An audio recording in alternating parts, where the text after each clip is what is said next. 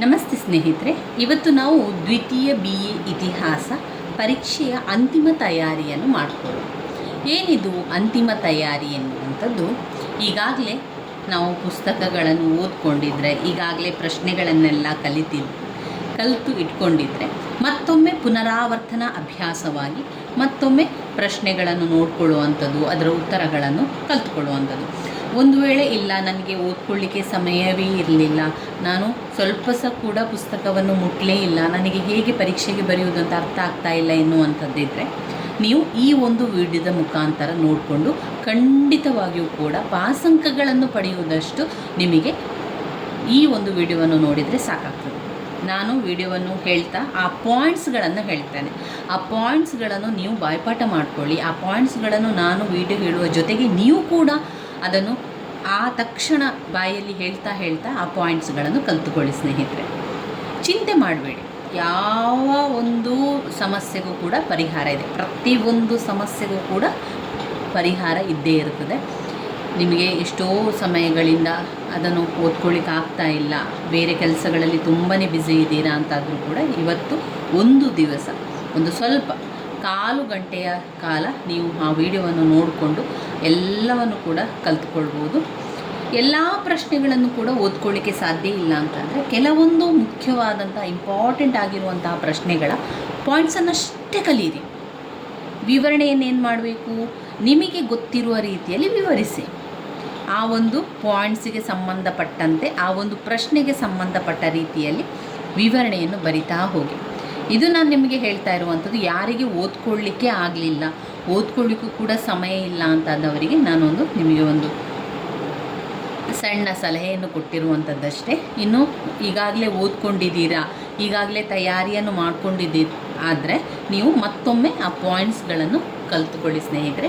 ಈ ಒಂದು ವಿಡಿಯೋದಲ್ಲಿ ನಾನು ಪರೀಕ್ಷೆಯ ಅಂತಿಮ ತಯಾರಿಯನ್ನು ನಿಮಗೆ ಹೇಳುವುದರಿಂದ ಬರೀ ಪಾಯಿಂಟ್ಸ್ಗಳನ್ನಷ್ಟೇ ನಿಮಗೆ ನಾನು ಹೇಳ್ತಾ ಹೋಗ್ತೇನೆ. ಇಲ್ಲಿ ನಾನು ಯಾವುದೇ ವಿವರಣೆಯನ್ನು ಕೊಡಲಿಕ್ಕೆ ಬರೋದಿಲ್ಲ. ವಿವರಣೆಯನ್ನು ಕೊಡ್ತಾ ಹೋದರೆ ನಮಗೆ ಎಲ್ಲವನ್ನು ಕೂಡ ಕವರ್ ಮಾಡಲಿಕ್ಕೆ ಸಾಧ್ಯ ಆಗೋದಿಲ್ಲ. ಆದ್ದರಿಂದ ನಾನೇನು ಮಾಡ್ತೇನೆ, ನಿಮಗೆ ಮುಖ್ಯವಾದಂಥ ಪ್ರಶ್ನೆಗಳ ಪಾಯಿಂಟ್ಸ್ಗಳನ್ನಷ್ಟೇ ಹೇಳ್ತೇನೆ. ಆ ಪಾಯಿಂಟ್ಸ್ಗಳನ್ನು ನಾನು ಹೇಳುವಾಗಲೇ, ಆ ವಿಡಿಯೋವನ್ನು ಯಾವಾಗ ನಾನು ಹೇಳ್ತಾ ಹೋಗ್ತೇನೆ ಆಗಲೇ ನೀವು ಕೂಡ ನನ್ನ ಜೊತೆಗೆ ಕಲಿತಾ ಹೋಗಬೇಕು. ಆವಾಗ ನಿಮಗೆ ರಿವಿಷನ್ ಆದಾಗ ಆಗ್ತದೆ. ಹಾಗೆ ನೀವು ಓದ್ಕೊಳ್ಳಿಲ್ಲ ಆದವರಿಗೆ ನೀವು ಕಲಿತ ಹಾಗೆ ಆಗ್ತದೆ. ಹಾಗೆ ಪರೀಕ್ಷೆಯನ್ನು ಬರೀಲಿಕ್ಕೆ ಸಹಾಯ ಆಗ್ತದೆ. ಪರೀಕ್ಷೆಯಲ್ಲಿ ಖಂಡಿತವಾಗಿಯೂ ಪಾಸ್ ಆಗ್ತೀರಾ. ಮೊದಲಿಗೆ ನೀವು ಪ್ರಶ್ನೆ ಪತ್ರಿಕೆಯನ್ನು ನೋಡಿಕೊಂಡಿರ್ಬೋದು. ಯಾರೆಲ್ಲ ನೋಡ್ಕೊಳ್ಳಿಲ್ವೋ ಒಮ್ಮೆ ನೋಡಿಕೊಳ್ಳಿ. ಪ್ರಶ್ನೆ ಪತ್ರಿಕೆ ಯಾವ ರೀತಿ ಬರ್ತದೆ ಎನ್ನುವಂಥದ್ದು ನಿಮ್ಮ ಗಮನದಲ್ಲಿರಲಿ. ಮೊದಲಿಗೆ ಬರುವಂಥದ್ದು 5 ಅಂಕದ ಪ್ರಶ್ನೆ, ವಿಭಾಗ ಎ.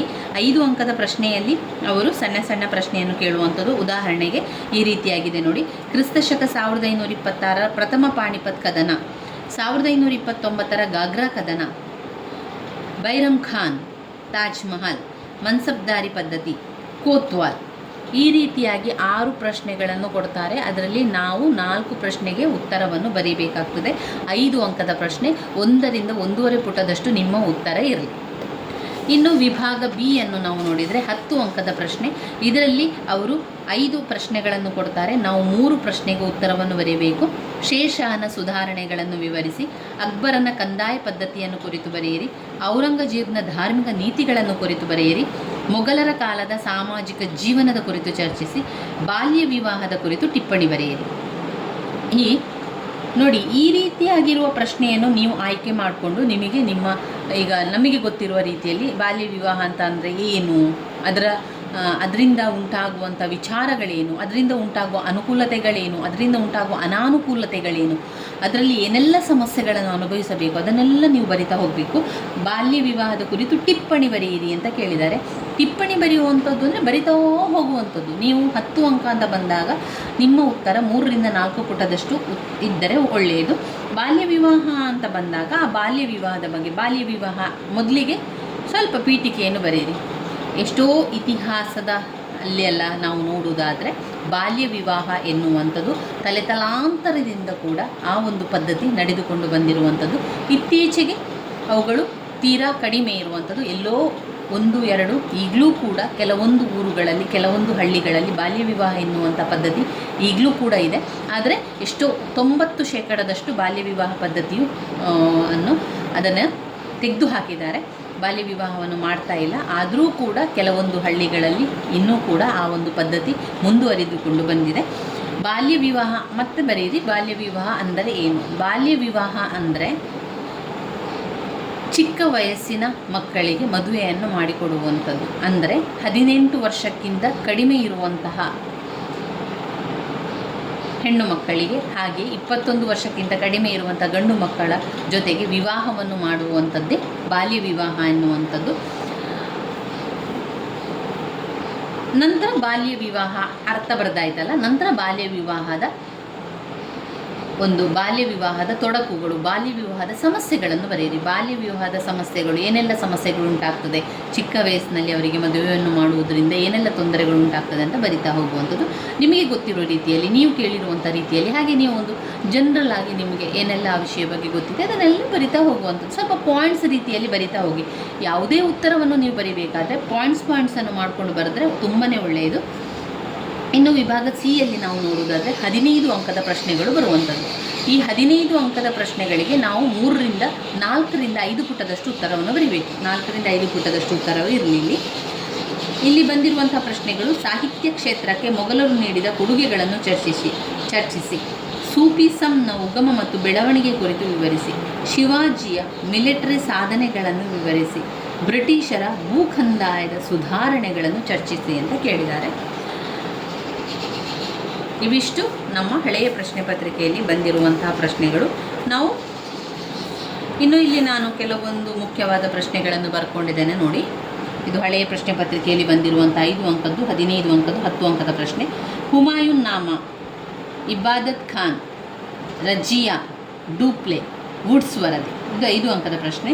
ಇನ್ನು 15 ಅಂಕದ ಪ್ರಶ್ನೆಯಲ್ಲಿ ಶೇಷನ ಭೂ ಸುಧಾರಣಾ ವಿವರಿಸಿ. ಬಾಲಾಜಿ ವಿಶ್ವನಾಥರ ಸಾಧನೆಗಳನ್ನು ವಿವರಿಸಿ. ಅಕ್ಬರನ ರಜಪೂತ ನೀತಿಗಳನ್ನು ಚರ್ಚಿಸಿ. ಮೊಘಲರ ಪತನಕ್ಕೆ ಕಾರಣಗಳನ್ನು ವಿವರಿಸಿ. 19ನೇ ಶತಮಾನದ ಸಾಮಾಜಿಕ ಧಾರ್ಮಿಕ ಚಳುವಳಿಗಳನ್ನು ವಿವರಿಸಿ. ಇನ್ನು 10 ಅಂಕದ ಪ್ರಶ್ನೆಗಳು: ಔರಂಗಜೇಬನ ಧಾರ್ಮಿಕ ನೀತಿ ಬಗ್ಗೆ, ಮೊಘಲರ ಸಾಹಿತ್ಯದ ಕೊಡುಗೆ, ಶಿವಾಜಿಯ ಕೇಂದ್ರಾಡಳಿತ ವರ್ಣಿಸಿ. ಬಾಲಾಜಿ ಬಾಜಿರಾವ್ ಅವರ ಮಿಲಿಟರಿ ಕೊಡುಗೆಗಳು. 1857ರ ದಂಗೆಯ ಕಾರಣಗಳು. 1857ರ ದಂಗೆಗಳ ಕಾರಣ ವೆರಿ ವೆರಿ ಇಂಪಾರ್ಟೆಂಟ್ ಆಗಿರುವಂಥ ಒಂದು ಪ್ರಶ್ನೆ ಆಗಿದೆ ಸ್ನೇಹಿತರೆ. ಅದು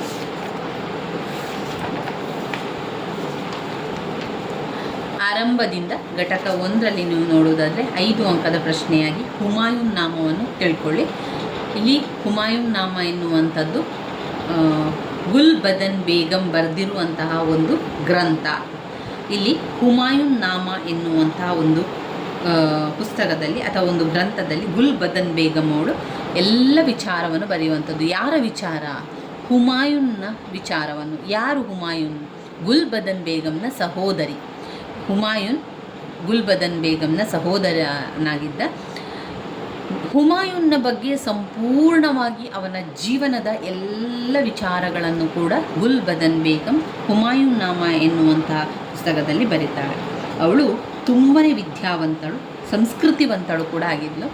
ಅಕ್ಬರನಾದಂಥ ರಾಜ ಅಕ್ಬರ ಅವಳಲ್ಲಿ ಹೇಳಿರ್ತಾನೆ, ನೀನು ಹುಮಾಯೂನ್ನ ಎಲ್ಲ ವಿಚಾರಗಳನ್ನು ಒಂದು ಪುಸ್ತಕ ಬರಿಬೇಕು ಅಂತ ಕೇಳಿಕೊಂಡಾಗ ಗುಲ್ ಬದನ್ ಬೇಗಂ ಸರಿ ನಾನು ಸಹೋದರನ ಬಗ್ಗೆ ಬರಿತೇನೆ ಅಂತ ಹೇಳಿ ಗುಲ್ ಬದನ್ ಬೇಗಂ ಬರೆಯುವಂಥದ್ದು ಹುಮಾಯೂನ್ನ ಬಾಲ್ಯದ ಜೀವನ, ಹುಮಾಯೂನ್ನ ಮಾಡಿದಂಥ ಯುದ್ಧಗಳು, ಅವನ ದಂಡಯಾತ್ರೆಗಳು, ಅವನು ಮಾಡಿದ ದಾಳಿಗಳು, ಅವನ ಯುದ್ಧಗಳು, ಅವನ ಒಂದು ವಿಜಯಗಳು, ಅವನು ಮಾಡಿದ ವಿಜಯಗಳು, ಹಾಗೆ ಅವನಿಗೆ ತನ್ನ ಸಹೋದರರಿಂದ ಆದಂತಹ ಮೋಸ, ತನ್ನ ಸಹೋದರರೇ ಅವನಿಗೆ ಮೋಸವನ್ನು ಮಾಡ್ತಾರೆ, ಆ ವಿಚಾರವನ್ನೆಲ್ಲ ಕೂಡ ಅವಳು ಆ ಒಂದು ಪುಸ್ತಕದಲ್ಲಿ ಬರಿತಾನೆ ಹೋಗ್ತಾಳೆ. ಹುಮಾಯೂನ್ನಿಗೆ ತನ್ನ ಸಹೋದರರು ಏನೆಲ್ಲ ಮೋಸಗಳನ್ನು ಮಾಡಿದ್ದಾರೆ, ಅನ್ಯಾಯಗಳನ್ನು ಮಾಡಿದ್ದಾರೆ ಎನ್ನುವಂಥದ್ದು, ಹುಮಾಯೂನ್ ನಡೆಸಿದಂಥ ಯುದ್ಧಗಳೇನು, ಆಮೇಲೆ ಹುಮಾಯೂನ್ನಿಗೆ ಆದಂತಹ ಸಮಸ್ಯೆಗಳೇನು, ತೊಂದರೆಗಳೇನು, ಅವನ ಸಹೋದರರೊಂದಿಗೆ ಯಾವ ರೀತಿಯ ಸಂಬಂಧ ಅವನಲ್ಲಿತ್ತು ಎನ್ನುವಂಥದ್ದನ್ನೆಲ್ಲ ಕೂಡ ಅತ್ಯದ್ಭುತವಾಗಿ ಅದರಲ್ಲಿ ಚಿತ್ರಿಸಿದ್ದಾಳೆ. ಇಷ್ಟು ವಿಷಯ ಗೊತ್ತಿರಲಿ. ಹುಮಾಯೂನ್ ನಾಮ ಎನ್ನುವಂಥ ಒಂದು ಪುಸ್ತಕ ಅಥವಾ ಗ್ರಂಥ ಅಂತ ನಾವು ಹೇಳ್ತೇವೆ. ಇಷ್ಟು ಅದರ ಬಗ್ಗೆ ನಿಮಗೆ ಗೊತ್ತಿರಲಿ. ಇಲ್ಲಿ ಪಾಯಿಂಟ್ಸ್ ಇಲ್ಲ, ನಾನು ಪಾಯಿಂಟ್ಸ್ ಇರುವಂಥದ್ದನ್ನು ನಿಮಗೆ ನಾನಿಲ್ಲಿ ಹೇಳ್ತಾ ಹೋಗ್ತೇನೆ. ಮೊಘಲ್ ಸಾಮ್ರಾಜ್ಯದ ಬಗ್ಗೆ ಬರ್ತದೆ. ಹಾಗೆ ಮೊಘಲ್ ಸಾಮ್ರಾಜ್ಯದಿಂದ ಮೊದಲನೆಯ ಪಾಣಿಪತ್ ಯುದ್ಧದ ಬಗ್ಗೆ, ಹಾಗೆ ಪಾಣಿಪತ್ ಯುದ್ಧದ ಪರಿಣಾಮವನ್ನು ಕೇಳ್ತಾರೆ. 1526ರ ಯುದ್ಧ ಅಂತ. 1526 ಯುದ್ಧ, ಕ್ರಿಸ್ತ ಶಕ 1526 ಯುದ್ಧ 5 ಅಂಕದ ಪ್ರಶ್ನೆಯಾಗಿ ಬಂದಿರುವಂಥದ್ದು, ಅಥವಾ 10 ಅಂಕಕ್ಕೂ ಕೂಡ ಕೇಳ್ಬೋದು. ಮೊದಲನೆಯ ಪಾಣಿಪತ್ ಯುದ್ಧ ಮತ್ತು ಅದರ ಪರಿಣಾಮಗಳು. ಈ ಒಂದು ಪಾಣಿಪತ್ ಯುದ್ಧದಿಂದಾಗಿಯೇ ಏನಾಗುವಂಥದ್ದು, ಲೂದಿ ವಂಶ ಅಂತ್ಯ ಆಗುವಂಥದ್ದೇ ಪಾಣಿಪತ್ ಯುದ್ಧದಿಂದಾಗಿ. ಪಾಣಿಪತ್ ಯುದ್ಧದಿಂದ ಲೂದಿ ವಂಶ ಅಂತ್ಯ ಆಗ್ತದೆ, ಅಲ್ಲದೆ ಮೊಘಲರ ಸಾಮ್ರಾಜ್ಯದ ಸ್ಥಾಪನೆ ಆಗ್ತದೆ. ಪಾಣಿಪತ್ ಯುದ್ಧದ ನಂತರವೇ ಮೊಘಲ್ ಸಾಮ್ರಾಜ್ಯ ಸ್ಥಾಪನೆ ಆಗುವಂಥದ್ದು. ಏನು ಕಾರಣ, ಹೇಗೆ ವಿಚಾರಗಳು ಅಂತ ಹೇಳಿದರೆ, 1526 ಆದಂತಹ ಯುದ್ಧ ಇದು. ಪ್ರಶ್ನೆಗಳಲ್ಲಿ ಬಂದಾಗ ಈ ರೀತಿಯಾಗಿ ಕೂಡ ಕೇಳ್ಬೋದು. ಕ್ರಿಸ್ತ ಶಕ 1526 ಯುದ್ಧದ ಬಗ್ಗೆ ತಿಳಿಸಿ ಅಂತ ಕೇಳ್ಬೋದು. ಈ ನಾವು ಹಳೆಯ ಪ್ರಶ್ನೆ ಪತ್ರಿಕೆಯಲ್ಲಿ ಏನು ಬಂದಿದೆ, ಇಲ್ಲಿ ಬಂದಿದೆ ನೋಡಿ, 1526 ಪ್ರಥಮ ಪಾಣಿಪತ್ ಕದನ ಅಂತ ಕೇಳ್ತಾರೆ. ಕೆಲವೊಮ್ಮೆ ಹೀಗೆ ಕೇಳ್ಬೋದು, ಕ್ರಿಸ್ತ ಶಕ 1526 ಯುದ್ಧದ ಬಗ್ಗೆ ತಿಳಿಸಿ ಅಂತ ಕೇಳ್ಬೋದು. ಆವಾಗ ನಾವು ಈ ಪಾಣಿಪತ್ ಯುದ್ಧದ ಬಗ್ಗೆ ಬರಿತಾ ಹೋಗಬೇಕಾಗ್ತದೆ. ಪಾಣಿಪತ್ ಯುದ್ಧದ ಬಗ್ಗೆ ಮತ್ತು ಪಾಣಿಪತ್ ಯುದ್ಧದ ಪರಿಣಾಮದ ಬಗ್ಗೆ ಕೂಡ ನಾವು ವಿವರಿಸ್ತಾ ಹೋಗಬೇಕಾಗ್ತದೆ. 1526 ಪಾಣಿಪತ್ ಯುದ್ಧ ನೋಡುವ, ಅದರೊಳಗೆ ಏನಿದೆ ವಿಚಾರ ಅಂತ ನೋಡುವ. ಅದರಲ್ಲಿ ಪಾಯಿಂಟ್ಸ್ ಇಲ್ಲ, ನಾನು ನಿಮಗೆ ಅವರು ಕೊಟ್ಟಿರುವಂಥ ವಿಚಾರಗಳನ್ನು ಹೇಳ್ತಾ ಹೋಗ್ತೇನೆ, ಅರ್ಥ ಮಾಡಿಕೊಳ್ಳಿ. ಇಷ್ಟು ಗೊತ್ತಿರಲಿ ನಿಮಗೆ, ಈ ಪಾಣಿಪತ್ ಯುದ್ಧದಲ್ಲಿ ಸೋತವರು ಯಾರು, ಲೂದಿ ವಂಶ ಸೋಲ್ತದೆ. ಅಷ್ಟರ ತನಕ ಲೂದಿ ವಂಶ ಅಂತ ಇತ್ತು ನಮ್ಮ ಭಾರತದಲ್ಲಿ, ಅಥವಾ ನಮ್ಮ ಕರ್ನಾಟಕದಲ್ಲಿ ಅಥವಾ ನಮ್ಮ ಭಾರತದಲ್ಲಿ ಪಾಣಿಪತ್ ಯುದ್ಧ ಅಂತ ಒಂದು ನಡೀತದೆ ಅಲ್ವಾ. ಈ ಪಾಣಿಪತ್ ಯುದ್ಧದಲ್ಲಿ ಅಂಥ ಸಂದರ್ಭದಲ್ಲಿ ಪಾಣಿಪತ್ ಯುದ್ಧದ ಮೊದಲು ಲೂದಿ ವಂಶ ಅಂತ ಇತ್ತು. ಆ ಲೂದಿ ವಂಶ ಅಂತ್ಯ ಆಗ್ತದೆ. ಹೇಗೆ ಅಂತ್ಯ ಆಗ್ತದೆ, ಈ ಪಾಣಿಪತ್ ಯುದ್ಧದಿಂದಾಗಿ ಅಂತ್ಯ ಆಗ್ತದೆ. ಈ ಮೊದಲನೇ ಪಾಣಿಪತ್ ಯುದ್ಧದಿಂದಾಗಿ ಲೂದಿ ವಂಶ ಅಂತ್ಯಗೊಂಡು ಮೊಘಲ್ ಸಾಮ್ರಾಜ್ಯದ ಸ್ಥಾಪನೆ ಆಗ್ತದೆ. ಲೂದಿ ವಂಶ ಮತ್ತು ಮೊಘಲರ ವಂಶದ ನಡುವೆ ಈ ಪಾಣಿಪತ್ ಯುದ್ಧ ಆಗಿರುವಂಥದ್ದು. ಇದರಲ್ಲಿ ಪಾಣಿಪತ್ ಯುದ್ಧದಲ್ಲಿ ಲೂದಿ ವಂಶ ಸೋಲನ್ನು ಅನುಭವಿಸ್ತದೆ, ಮೊಘಲ್ ಸಾಮ್ರಾಜ್ಯ ಜಯವನ್ನು ಗಳಿಸ್ತದೆ. ಅಲ್ಲಿಂದ ನಂತರ ಮೊಘಲ್ ಸಾಮ್ರಾಜ್ಯದ ಸ್ಥಾಪನೆಯಾಗಿ ಮೊಘಲ್ ಸಾಮ್ರಾಜ್ಯವೇ ಎಲ್ಲವನ್ನೂ ನೋಡಿಕೊಳ್ಳುವಂಥದ್ದು, ಆಡಳಿತವನ್ನು ಕೂಡ ಮಾಡ್ತದೆ. ಏನು ಕತೆ, ಹೇಗೆ ಆಯಿತು? ಬಾಬರನು ಸಕಲ ಸಿದ್ಧತೆಗಳೊಂದಿಗೆ, ಎಲ್ಲ ಸಿದ್ಧತೆ, ಒಂದು ಯುದ್ಧ ಅಂತ ಬಂದಾಗ ಎಲ್ಲ ಸಿದ್ಧತೆ ಬೇಕೇ ಬೇಕಲ್ವ. ಅದಕ್ಕೆ ಸೈನಿಕರು ಬೇಕು, ಕುದುರೆಗಳು ಬೇಕು, ಅದಕ್ಕೆ ಬಿಲ್ಲು ಬಾಣಗಳು ಬೇಕು, ಆಮೇಲೆ ರಥ ಬೇಕು. ಈ ರೀತಿಯಾಗಿ ಯುದ್ಧಕ್ಕೆ ತಯಾರಿಗಳೇ ಬೇಕಾಗ್ತದೆ. ಬಾಬರ ಏನು ಮಾಡ್ತಾನೆ, ಸಕಲ ಸಿದ್ಧತೆಗಳೊಂದಿಗೆ ಕ್ರಿಸ್ತ ಶಕ 1526 5ನೆಯ ಬಾರಿಗೆ ಭಾರತದತ್ತ ದಂಡಯಾತ್ರೆಯನ್ನು ಕೈಗೊಂಡನು. ಯಾರು? ಬಾಬರ ಭಾರತದ ಕಡೆಗೆ ದಂಡಯಾತ್ರೆಯನ್ನು ಕೈಗೊಳ್ತಾನೆ 1525. 5ನೇ ಬಾರಿಗೆ ಭಾರತದತ್ತ ದಂಡಯಾತ್ರೆ ಬರುವಂಥವನು. ಬಾಬರನು ತನ್ನ ಕೈಗಳಿಗೆ 12,000 ಸೈನಿಕರುಗಳನ್ನು ಪಳಗಿಸಿದ್ದ. ಒಂದು ಸುಸಜ್ಜಿತವಾದ ಸರಿಯಾದ ಸೇನೆಯನ್ನು ಬಾಬರನು ಹೊಂದಿದ್ದ. ಇದರೊಂದಿಗೆ ಹುಮಾಯೂನ್ನ ಸೈನ್ಯವು ಬದಕ್ಷಾನಿಂದ ಬಂದು ಬಾಬರನ ಸೈನ್ಯವನ್ನು ಸೇರ್ತದೆ. ಬಾಬರನ ಜೊತೆಗೆ ಹುಮಾಯೂನ್ ಕೂಡ ಕೈ ಜೋಡಿಸ್ತಾನೆ.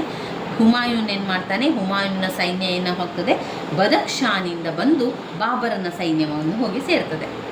ಇಷ್ಟು ಅರ್ಥ ಆಯಿತು ಅಂತ ಅಂದ್ಕೊಂಡಿದ್ದೇನೆ. ಪಾಣಿಪತ್ ಕದನ ಕ್ರಿಸ್ತ ಶಕ 1526 25 ಏನಾಗ್ತದೆ ಅಂತ, ಬಾಬರನೇನು ಮಾಡ್ತಾನೆ, ತನ್ನ ಸಕಲ ಸೈನ್ಯದೊಂದಿಗೆ ಎಲ್ಲ ಸಿದ್ಧತೆಗಳನ್ನು ಮಾಡಿಕೊಂಡು, ಸಕಲ ಸಿದ್ಧತೆಗಳೊಂದಿಗೆ ತನ್ನ ಸೈನ್ಯ ಬಲದೊಂದಿಗೆ 12,000 ಸೈನಿಕರನ್ನು ಸೇರಿಸಿಕೊಂಡು ಬಾಬರನು ದಂಡಯಾತ್ರೆಗೆ ಹೋಗ್ತಾನೆ. ಭಾರತದ ಕಡೆಗೆ ದಂಡಯಾತ್ರೆಯನ್ನು ಹೋಗ್ತಾನೆ. 12,000 ಸೈನಿಕರನ್ನು ಹೊಂದಿದ್ದಂತಹ ಸುಸಜ್ಜಿತವಾದಂತಹ ಒಂದು ಸೈನ್ಯದ ಜೊತೆಗೆ 1525 5ನೆಯ ಬಾರಿಗೆ, ಅವನು ಮೊದಲನೇ ಬಾರಿ ಅಲ್ಲ ಇದು, ಅವನ 5ನೆಯ ಬಾರಿಗೆ ಭಾರತದತ್ತ ದಂಡಯಾತ್ರೆಯನ್ನು ಹೋಗ್ತಾನೆ. ತನ್ನ ಸುಸಜ್ಜಿತವಾದಂತಹ ಸೈನ್ಯ ವ್ಯವಸ್ಥೆ, ಸೇನೆಯನ್ನು ಅವನು ಹೊಂದಿದ್ದ. ಅಷ್ಟೇ ಅಲ್ಲದೆ ಅವನ ಜೊತೆಗೆ ಯಾರು ಕೈ ಜೋಡಿಸ್ತಾರೆ, ಹುಮಾಯೂನ್ನ ಸೈನ್ಯವು ಕೂಡ ಬದಕ್ಷಾನಿಂದ ಬಂದು ಬಾಬರನ ಸೈನ್ಯವನ್ನು ಸೇರ್ತದೆ. ಬಾಬರನ ಸೇನೆಯನ್ನು ಕಂಡ ದೌಲತ್ ಖಾನ್ ಲೂದಿ ಪಲಾಯನ ಮಾಡ್ತಾನೆ. ಈಗ ಬಾಬರನ ಸೈನ್ಯವನ್ನು ನೋಡಿ ಲೂದಿ ವಂಶದವನಾದಂತಹ ದೌಲತ್ ಖಾನ್ ಲೂದಿ ವಂಶದವನಿಗೆ ತುಂಬ ಭಯ ಆಗ್ತದೆ. ಇವು ಇಷ್ಟೊಂದು ಸೈನಿಕರಿದ್ದಾರೆ, ಇಷ್ಟೊಂದು ಜನಗಳಿದ್ದಾರೆ, ಇವರ ಜೊತೆಗೆ ನನಗೆ ಯುದ್ಧವನ್ನು ಮಾಡಲಿಕ್ಕೆ ಸಾಧ್ಯವಾ ಅಂತ ಹೇಳಿ ಹೆದರಿ ಪಲಾಯನವನ್ನು ಅವನು ಮಾಡ್ತಾನೆ. ಪಲಾಯನ ಮಾಡಿದ್ದು ಬಾಬರನಿಗೆ ಗೊತ್ತಾಗ್ತದೆ. ಬಾಬರನೇ ಹೇಳ್ತಾನೆ, ಸೈನಿಕರ ಹತ್ರ ಹೇಳ್ತಾನೆ, ನೋಡಿ ಅವನು ಓಡಿ ಹೋಗಿದ್ದಾನೆ, ಅವನನ್ನು ಹೋಗಿ ಹಿಡಿದುಕೊಂಡು ಬನ್ನಿ, ಹಿಡಿದುಕೊಂಡು ನಮಗೆ ಜೈಲಲ್ಲಿ ಹಾಕುವ, ಅವನನ್ನು ಹೋಗಿ ದೌಲತ್ ಖಾನನ್ನು ಹೋಗಿ ಹಿಡಿದುಕೊಂಡು ಬನ್ನಿ ಅಂತ ಹೇಳ್ತಾನೆ.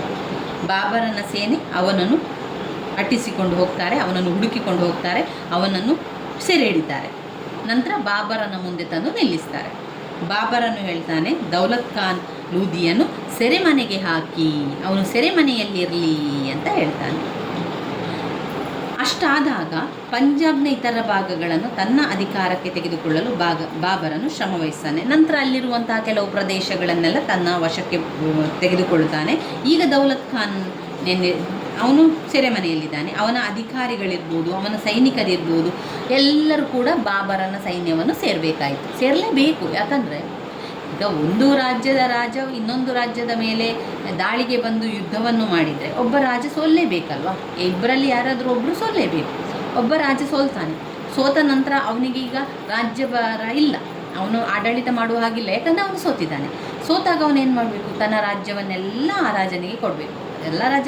ಎಲ್ಲವನ್ನು ಕೊಡಬೇಕು ಅಂತ ಹೇಳಿದರೆ ಆ ರಾಜ ಗೆದ್ದಂತಹ ರಾಜ ಬಂದು ಅಲ್ಲಿ ಇಳ್ಕೊಳ್ಳುವಂಥದ್ದು, ಆ ರಾಜ್ಯದಲ್ಲಿ ಇದ್ದುಕೊಂಡು ಅಲ್ಲಿನ ಅಧಿಕಾರಿಗಳನ್ನೆಲ್ಲ ತನ್ನ ಹಿಡಿತದಲ್ಲಿ ಇಟ್ಕೊಳ್ಳುವಂಥದ್ದು, ಅಲ್ಲಿನ ಸೈನಿಕರನ್ನೆಲ್ಲ ತನ್ನ ಸೈನಿಕರ ಜೊತೆಗೆ ಸೇರಿಸಿಕೊಳ್ಳುವಂಥದ್ದು, ಮತ್ತು ಆ ರಾಜ್ಯದಲ್ಲಿ ಅವನು ಆಡಳಿತವನ್ನು ಮಾಡುವಂಥದ್ದು ಗೆದ್ದಂತಹ ರಾಜ. ಈ ರೀತಿಯಾಗಿ ಆಗ್ತಾ ಇದ್ದದ್ದು ಎಷ್ಟೋ ತಲೆತಲಾಂತರಗಳಿಂದ ಇದೇ ರೀತಿಯಾಗಿ ನಡೆದುಕೊಂಡು ಬಂದಿರುವಂಥದ್ದು. ಇಲ್ಲಿ ದೌಲತ್ ಖಾನ್ ಲೂದಿ ಏನು ಮಾಡ್ತಾನೆ, ಈ ಬಾಬರನ ಸೈನ್ಯವನ್ನು ನೋಡಿ ಭಯಪಟ್ಟು ಓಡಿ ಹೋಗ್ತಾನೆ. ಅವನನ್ನು ಹಿಡಿದು ತಂದು ಜೈಲಿಗೆ ಕೂಡ ಹಾಕ್ತಾರೆ. ಪಂಜಾಬ್ನ ಇತರ ಭಾಗಗಳನ್ನು ತನ್ನ ಅಧಿಕಾರಕ್ಕೆ ತೆಗೆದುಕೊಳ್ಳಲು ಬಾಬರನು ತುಂಬ ಶ್ರಮವಹಿಸ್ತಾನೆ. ದೌಲತ್ ಖಾನ್ ಲೂದಿಯ ಅಧಿಕಾರಿಗಳು, ಅವನ ಸೈನಿಕರು ಎಲ್ಲರೂ ಕೂಡ ಬಾಬರನ ಪಕ್ಷವನ್ನು ಸೇರ್ತಾರೆ. ದೆಹಲಿಯ ಸಿಂಹಾಸನವನ್ನು ವಶಪಡಿಸಿಕೊಳ್ಳಲು ಹೊಂಚು ಹಾಕುತ್ತಿದ್ದಂತಹ ಆಲಂ ಖಾನ್ ಲೂದಿಯು ಪಾಣಿಪತ್ ಯುದ್ಧ ಪ್ರಾರಂಭವಾಗುವವರೆಗೆ ಬಾಬರನೊಂದಿಗಿದ್ದರು. ನಂತರ ಅವನಿಂದ ದೂರವಾಗಿ ಗುಜರಾತ್ನ ದೊರೆಯಲ್ಲಿ ಆಶ್ರಯವನ್ನು ಪಡಿತಾರೆ. ಇದರಿಂದಾಗಿ ಸ್ವಾರ್ಥ ಸಾಧಕನಾಗಿದ್ದ ಅಫ್ಘನ್ ಮೊಘಲರಿಂದ ದೂರವಾಗಿ ಬಾಬರನು ಸರ್ಹಿಂದ್ ಮಾರ್ಗವಾಗಿ ದೆಹಲಿಯ ಕಡೆಗೆ ನಡೆತಾನೆ. ಇಬ್ರಾಹಿಂ ಲೂದಿಯ ವಿರೋಧಿಗಳು ಬಾಬರನಿಗೆ ತಮ್ಮ ಬೆಂಬಲವಿದೆ ಎಂದು ರಹಸ್ಯವಾಗಿ ವಿಷಯವನ್ನು ರವಾನಿಸಿದರು. ಇಬ್ರಾಹಿಂ ಲೂದಿಯ ವಿರೋಧಿಗಳು ಬಾಬರನಿಗೆ ತಮ್ಮ ಬೆಂಬಲವಿದೆ ಎಂದು ರಹಸ್ಯವಾಗಿ ವಿಷಯವನ್ನು ರವಾನಿಸಿದರು. ರಾಣಾ ಸಂಗ್ರಾಮ ಸಿಂಹನು ಕೂಡ ದೆಹಲಿಯ ಮೇಲೆ ಒಂಟಿಯಾಗಿ ಆಕ್ರಮಣ ಮಾಡಲು ಬಾಬರನನ್ನು ಆಹ್ವಾನಿಸುತ್ತಾನೆ. ಇತ್ತ ಇಬ್ರಾಹಿಂ ಲೂದಿಯು ಬಾಬರನನ್ನು ಎದುರಿಸಲು ಸಜ್ಜಾದನು. ಆತನು ಬಾಬರನ ಗಮನವನ್ನು ಬೇರೆಡೆಗೆ ಸೆಳೀತಾರೆ. ಅಲ್ಲಿರಬಾರ್ದು ಅವನ ಗಮನ ಅಂತ ಮಾಡ್ತಾರೆ. ಅವನನ್ನು ಎದುರಿಸಲು ಸ್ವಲ್ಪ ಕಾಲಾವಕಾಶ ಪಡೆದುಕೊಳ್ತಾನೆ. ನಂತರ ಏನಾಗ್ತದೆ ಅಂತ ಹೇಳಿದರೆ, ಹಿಸ್ಸಾರ್ ಫಿರೋಜ್ ಖಾನ್ ಶೇಖ್ದಾರನಾಗಿದ್ದ ಹಮೀದ್ ಖಾನ್ನನ್ನು ಬಾಬರನ ಸೈನ್ಯವನ್ನು ತಡೆಯಲು ಕಳುಹಿಸ್ತಾನೆ. ಹುಮಾಯೂನನು ಹಮೀದ್ ಖಾನ್ನನ್ನು ಎದುರಿಸಿ ಅವನನ್ನು ಸೋಲಿಸಿ ಬಾಬರನು ಅವನ ಗೆಲುವು ಹುರಿದುಂಬಿಸಲು ಹಿಸ್ಸಾರ್ ಫಿರೋಜ್ ಜಿಲ್ಲೆಯನ್ನು ಹುಮಾಯೂನನಿಗೆ ನೀಡ್ತಾನೆ. ಇಷ್ಟು ಪಾಣಿಪತ್ ಯುದ್ಧದಲ್ಲಿ ಆದಂತಹ ಕಾರಣ. ಈ ಒಂದು ಯುದ್ಧದ ಕಾರ್ಯಾಚರಣೆ ಯಾವ ರೀತಿ ಇತ್ತು, ಯುದ್ಧದ ಪರಿಣಾಮವನ್ನು ಕೂಡ ನೋಡ್ತಾ ಹೋಗುವ. ಸರಿ, ಯುದ್ಧ ಆರಂಭ ಆಗ್ತದೆ. ಬಾಬರನು ಶಹಬಾದ್ನಲ್ಲಿ ಇಳಿದುಕೊಂಡು ಇಬ್ರಾಹಿಂನ ಕಾರ್ಯಾಚರಣೆಗಳನ್ನು ತಿಳಿಯಲು ರಹಸ್ಯವಾಗಿ ತನ್ನ ಜನರನ್ನು ಕಳಿಸ್ತಾನೆ. ಮೊದಲೆಲ್ಲ ರಾಜವಂಶಸ್ಥರೆಲ್ಲ ಹೇಗೆ ಮಾಡ್ತಾ ಇದ್ರು ಅಂತ ಹೇಳಿದರೆ, ಅವರಿಗೆ ಗುಪ್ತದಳ, ಈಗಲೂ ಕೂಡ ನಮ್ಮ ಒಂದು ದೇಶದಲ್ಲಿ ಗುಪ್ತದಳ ಇಲಾಖೆಗಳ ಇದೆ. ಆ ಗುಪ್ತದಳ ಇಲಾಖೆಗಳೇನು ಮಾಡುವಂಥದ್ದು, ಮೆಲ್ಲಗೆ ಹೋಗಿ ಏನೆಲ್ಲ ಆಗ್ತಾ ಉಂಟು, ನಮ್ಮ ದೇಶದ ಒಂದು ಆಡಳಿತ ಸ್ಥಿತಿ ಹೇಗಿದೆ, ಆರ್ಥಿಕ ಸ್ಥಿತಿ ಹೇಗಿದೆ, ಸಾಮಾಜಿಕ ಸ್ಥಿತಿ ಹೇಗಿದೆ, ಎಲ್ಲವನ್ನು ತಿಳ್ಕೊಂಡು ಬಂದು ತಿಳಿಸ್ತಾರೆ. ಅದೇ ರೀತಿಯಾಗಿ ಕೂಡ ಹಿಂದಿನ ಕಾಲದಲ್ಲಿಯೂ ಕೂಡ ಗುಪ್ತಚರರು ಇರ್ತಾಯಿದ್ರು, ರಹಸ್ಯವಾಗಿ ಜನರು ನೋಡಿ ಬರ್ತಾಯಿದ್ರು. ಅದೇ ರೀತಿಯಲ್ಲಿ ಈಗ ಬಾಬರನು ಕೂಡ ಆ ಕಾರ್ಯಾಚರಣೆಯನ್ನು ಮಾಡಲು, ಇಬ್ರಾಹಿಂನ ಕಾರ್ಯಾಚರಣೆಗಳನ್ನು ತಿಳಿಯಲು ರಹಸ್ಯವಾಗಿ ಜನರನ್ನು ಕಳಿಸ್ತಾನೆ. ಇಬ್ರಾಹಿಂ ಲೂದಿ ಸುಮಾರು 1,00,000 ಸೈನಿಕರೊಂದಿಗೆ ಬಾಬರನ ಪಾಳೆಯದತ್ತ ಆಗುತ್ತಿರುವುದಾಗಿ ತಿಳಿದು ಬರ್ತದೆ. ಈಗ ಇಬ್ರಾಹಿಂ ಲೂದಿಯ ಸೈನಿಕರು ಬರ್ತಾ ಇದ್ದಾರೆ ಅಂತ ಗೊತ್ತಾಯಿತು. ಇದನ್ನು ತಿಳಿದಂತಹ ಬಾಬರನೇನು ಮಾಡ್ತಾನೆ, ತನ್ನ ಸೈನ್ಯಕ್ಕೆ ನಿಧಾನವಾಗಿ ಚಲಿಸಲು ಆಜ್ಞೆ ಮಾಡ್ತಾನೆ. ನೀವು ನಿಧಾನದಲ್ಲಿ ಹೋಗಿ, ಅವರಲ್ಲಿ ಬರ್ತಾ ಇದ್ದಾರೆ, ಅವರು ಬರ್ತಾ ಇರುವಂಥ ಸಮಯದಲ್ಲಿ ನಾವು ನಿಧಾನ ಮಾಡಬೇಕು, ಅವರು ಆ ಜಾಗಕ್ಕೆ ಬಂದು ತಲುಪಲಿ ಎನ್ನುವಂಥ ಯೋಚನೆ ಬಾಬರನಿಗೆ ಇರ್ತದೆ. ಇಬ್ರಾಹಿಂ ಲೂದಿಯ ಸೈನ್ಯ 1,00,000 ಸೈನ್ಯ ದಾಳಿ ಮಾಡಲಿಕ್ಕೆ ಬರುವಂಥದ್ದು ಬಾಬರನಿಗೆ ಗೊತ್ತಿತ್ತು. ಬಾಬರನೇ ಸೈನ್ಯ 12,000 ಮಾತ್ರ ಇದೆ. ಆ ಸೈನಿಕರಿಗೆ ಹೇಳ್ತಾರೆ, ನೋಡಿ ನೀವು ಈಗ ಸಂಚರಿಸಬೇಡಿ, ನಿಧಾನವಾಗಿ ಹೋಗಿ, ಅವರು ನಮ್ಮ ಗಡಿಯ ಬರಲಿ, ನಮ್ಮ ಸೈಡಿಗೆ ಬರಲಿ, ಮತ್ತೆ ನೋಡುವ ಅಂತ ಹೇಳಿ ಆಜ್ಞೆ ಮಾಡ್ತಾನೆ. ಹೀಗೆ ಚಲಿಸದ ಎರಡೂ ಸೈನ್ಯಗಳು ಕೊನೆಗೆ ಏಪ್ರಿಲ್ 1526ರಲ್ಲಿ ಎಲ್ಲಿಗೆ ಬಂದು ತಲುಪ್ತದೆ? ಪಾಣಿಪತ್ ಎನ್ನುವ ಜಾಗಕ್ಕೆ ಬಂದು ಸಂಧಿಸ್ತಾರೆ ಇಬ್ಬರು ಕೂಡ 1526ರಲ್ಲಿ. ಬಾಬರನು ತನ್ನ ಸೈನ್ಯದ ಮಧ್ಯಭಾಗದಲ್ಲಿ ನಿಂತು ಯುದ್ಧ ಮಾಡಲು ಕ್ರಮಿಸಿದನು. ತನ್ನ ಬಳಿ ಇದ್ದ ಭಾರವಾದ ಬಂದೂಕುಗಳನ್ನು ಮಧ್ಯಭಾಗದಲ್ಲಿ ಸ್ಥಾಪಿಸಿ ಮಧ್ಯ ಏಷ್ಯಾದಲ್ಲಿ ಫಿರಂಗಿಗಳ ಕಾರ್ಯಾಚರಣೆಯಲ್ಲಿ ನುರಿತವರನ್ನು ಅವರ ನಿರ್ವಹಣೆಗೆ ಹೊತ್ತಿದ್ದರು. ನಂತರ ಏನಾಯಿತು? 1526 ಏಪ್ರಿಲ್ 20ರಂದು ಇಬ್ರಾಹಿಂ ಲೂದಿ ತನ್ನ ಸೈನ್ಯಕ್ಕೆ ಬಾಬರನ ಸೈನ್ಯವನ್ನು ಮುತ್ತುವಂತೆ ಆಜ್ಞೆ ಮಾಡ್ತಾನೆ. ಬಾಬರನ ಸೈನಿಕರು ಬಂದೂಕುಗಳಿಂದ ಗುಂಡಿನ ಸುರಿಮಳೆಯನ್ನು ಸೆರೆದು ಇಬ್ರಾಹಿಂ ಸೇನೆ ವೀರಾವೇಶದಿಂದ ಹೋರಾಡಿದರಾದರೂ ಉತ್ತಮ ಯುದ್ಧ ನೈಪುಣ್ಯರಾದ ಬಾಬರನ ಸೈನಿಕರ ಮೇಲೆ ಜಯವನ್ನು ಸಾಧಿಸಲಾಗಲಿಲ್ಲ. ಯುದ್ಧ ಪ್ರಾರಂಭ ಆಯಿತು. ಕೆಲವು ಗಂಟೆಯೊಳಗೆ ಏನಾಯಿತು? ಇಬ್ರಾಹಿಂ ಲೋದಿಯ ಸಾವಿರಾರು ಸೈನಿಕರು ಆಗಮಿಸುತ್ತಾರೆ. ಮಧ್ಯಾಹ್ನದ ವೇಳೆಗೆ ಯುದ್ಧ ನಿಲುಗಡೆ ಕೂಡ ಆಗ್ತದೆ. ವಿಜಯದಿಂದ ಅತ್ಯುತ್ತಮವಾದ ಬಾಬರನ ಸೈನಿಕರು ಹರ್ಷದಿಂದ ದೆಹಲಿಯತ್ತ ಸಾಗ್ತಾರೆ. ಬಾಬರನು ಹುಮಾಯೂನನಿಗೆ ಆಗ್ರಾಕ್ಕೆ ಹೋಗಿ ಅಲ್ಲಿದ್ದ ಸಂಪತ್ತನ್ನು ವಶಪಡಿಸಿಕೊಳ್ಳಲು ತಿಳಿಸಿದರು. ದೆಹಲಿಯ ನಾಗರಿಕರು ಬಾಬರನಿಗೆ ವೈಭವದ ಸ್ವಾಗತಗಳನ್ನು ನೀಡಿದರು. ಖುತ್ಬಾವನ್ನು ಬಾಬರನ ಹೆಸರಿನಲ್ಲಿ ಓದಿ ಅವನನ್ನು ಹಿಂದೂಸ್ತಾನದ ಚಕ್ರವರ್ತಿ ಎಂಬುದಾಗಿ ಆಗ ಘೋಷಿಸಿದರು. ಪಾಣಿಪತ್ ಯುದ್ಧದ ಪರಿಣಾಮ ಏನಾಯಿತು? ಲೂದಿ ವಂಶ ಅಂತ್ಯ ಆಯಿತು. ಮೊಘಲ್ ಸಾಮ್ರಾಜ್ಯ ಸ್ಥಾಪನೆ ಆಯಿತು. ಮೊದಲನೆಯ ಪಾಣಿಪತ್ ಯುದ್ಧ ಮಧ್ಯಕಾಲೀನ ಭಾರತದ ಇತಿಹಾಸದಲ್ಲಿ ಹೆಚ್ಚಿನ ಪ್ರಾಮುಖ್ಯತೆಯನ್ನು ಪಡೆದುಕೊಂಡಿದೆ. ಅದು ಟರ್ಕೋ ಅಫ್ಘನ್ ದೊರೆಗಳ ಆಳ್ವಿಕೆಗೆ ಒಂದು ದೊಡ್ಡ ಪೆಟ್ಟನ್ನು ನೀಡಿದ್ದಲ್ಲದೆ ಲೂದಿ ವಂಶದ ಅಂತ್ಯವನ್ನು ಸಾರಿತು. ನಂತರ ಮೊಘಲ್ ಸಾಮ್ರಾಜ್ಯದ ಸ್ಥಾಪನೆಗೆ ಕಾರಣ ಆಯಿತು. ಈ ಮನೆತನದಲ್ಲಿ ಆಳ್ವಿಕೆ ನಡೆಸಿದ ಚಕ್ರವರ್ತಿಗಳು ಉದಾರ ಗುಣಗಳಾದ ಸಹಕಾರ, ಸಹಬಾಳ್ವೆಗಳನ್ನು ಪರಿಚಯಿಸುವುದರ ಮೂಲಕ ಭಾರತೀಯ ಸಮಾಜದ ಮೇಲೆ ಒಂದು ಹೊಸ ಸಾಂಸ್ಕೃತಿಕ ಛಾಪನ್ನು ಮೂಡಿಸುವಲ್ಲಿ ಅದು ಯಶಸ್ವಿಯಾಗಿ ಮೂಡಿಬರುತ್ತದೆ. ಇದು ಮೊದಲನೆಯ ಪಾಣಿಪತ್ ಯುದ್ಧದ ಕಾರಣ ಮತ್ತು ಪರಿಣಾಮಗಳಾಗಿದೆ. ಇಷ್ಟನ್ನು ಓದ್ಕೊಳ್ಳಿ, ಅರ್ಥ ಮಾಡಿಕೊಂಡ್ರೆ ತುಂಬಾ ಸುಲಭ ಇದೆ. ಅದು ಒಬ್ಬ ರಾಜಮನೆತನದವನು ಆಳ್ವಿಕೆ ಮಾಡಿದ ವಿಚಾರ ಆಗಿದೆ ಅಷ್ಟೇ, ಯುದ್ಧವನ್ನು ಮಾಡಿದಂಥ ವಿಚಾರ. ಇನ್ನು ಬರುವಂಥದ್ದು ಯಾವ ಪ್ರಶ್ನೆ? ವೇರಿ ಇಂಪಾರ್ಟೆಂಟ್ ಆಗಿರುವಂಥ ಶೇರ್ ಶಹನ ಸುಧಾರಣೆಗಳು. ಇಲ್ಲಿ ರಾಜವಂಶಸ್ಥರ ಬಗ್ಗೆ ಅಥವಾ ಒಬ್ಬ ರಾಜನ ಆಡಳಿತದ ಬಗ್ಗೆ, ರಾಜನ ಸುಧಾರಣೆ ಬಗ್ಗೆ ಕೇಳಿದಾಗ ನಿಮಗೊಂದು ನಾನು ಟಿಪ್ಸನ್ನು ಹೇಳಿಕೊಡ್ತೇನೆ.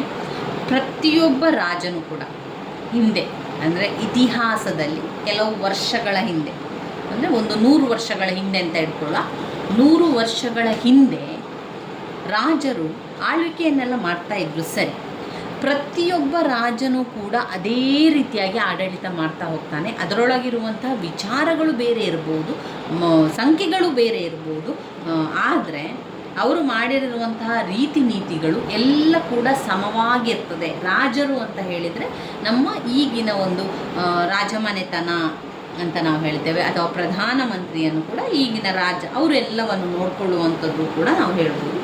ಆಗಿನ ಕಾಲದಲ್ಲಿ ಹೋಲಿಕೆಯನ್ನು ಮಾಡಿದರೆ ಆವಾಗ ಅದೇನಾಗಿರ್ತದೆ ಅಂತ ಹೇಳಿದರೆ, ಹಿಂದಿನ ಕಾಲದಲ್ಲಿ ನಾವು ನೋಡಿದರೆ ಎಲ್ಲ ರಾಜಮನೆತನದವರು ಕೂಡ ಒಂದೇ ರೀತಿಯಲ್ಲಿ ಆಳ್ವಿಕೆ ಮಾಡ್ತಾರೆ. ಅಂದರೆ ಅವರು ಕೇಂದ್ರ ಆಡಳಿತದಲ್ಲಿ ಸುಧಾರಣೆ ಮಾಡುವಂಥದ್ದು, ಭೂಕಂದಾಯದಲ್ಲಿ ಸುಧಾರಣೆ. ಆಗ ಹಿಂದಿನ ಕಾಲದಲ್ಲಿ ಭೂಕಂದಾಯ ಎಲ್ಲ ಇತ್ತು, ಈಗ ಇಲ್ಲ. ಇರುವಂಥ ಸಂದರ್ಭದಲ್ಲಿ ಅವರು ಕೇಂದ್ರ ಆಡಳಿತ ಸುಧಾರಣೆ,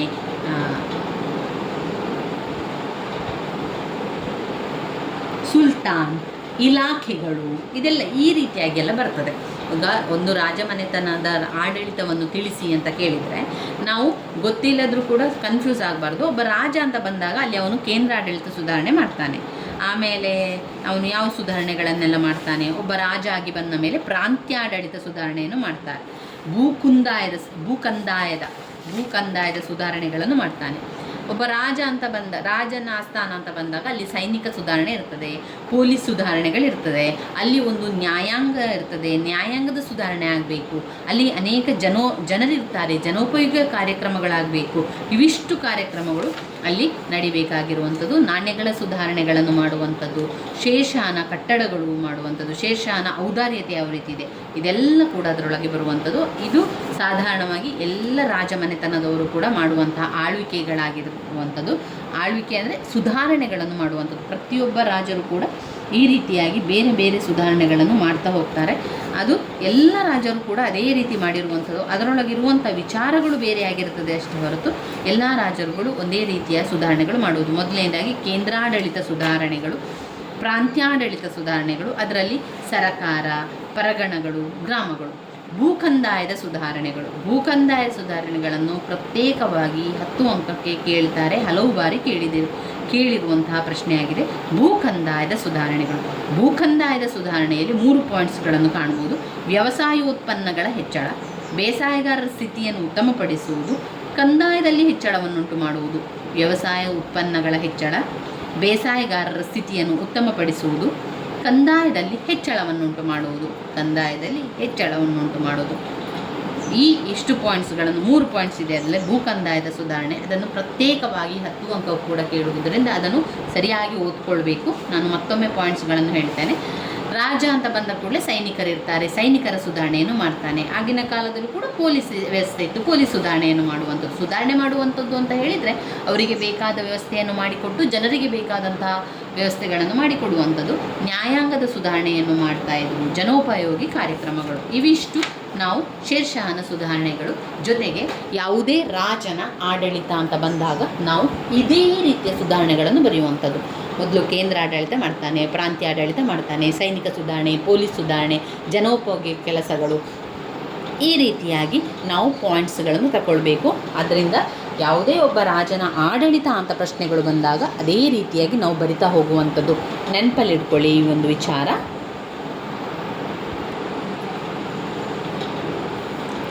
ಶೇರ್ಷಾಹನ ಸುಧಾರಣೆಗಳು ಅಂತ ಪ್ರಶ್ನೆ ಬಂದಾಗ ಮೊದಲು ಸ್ವಲ್ಪ ಪೀಠಿಕೆಯಾಗಿ ಬರೀರಿ.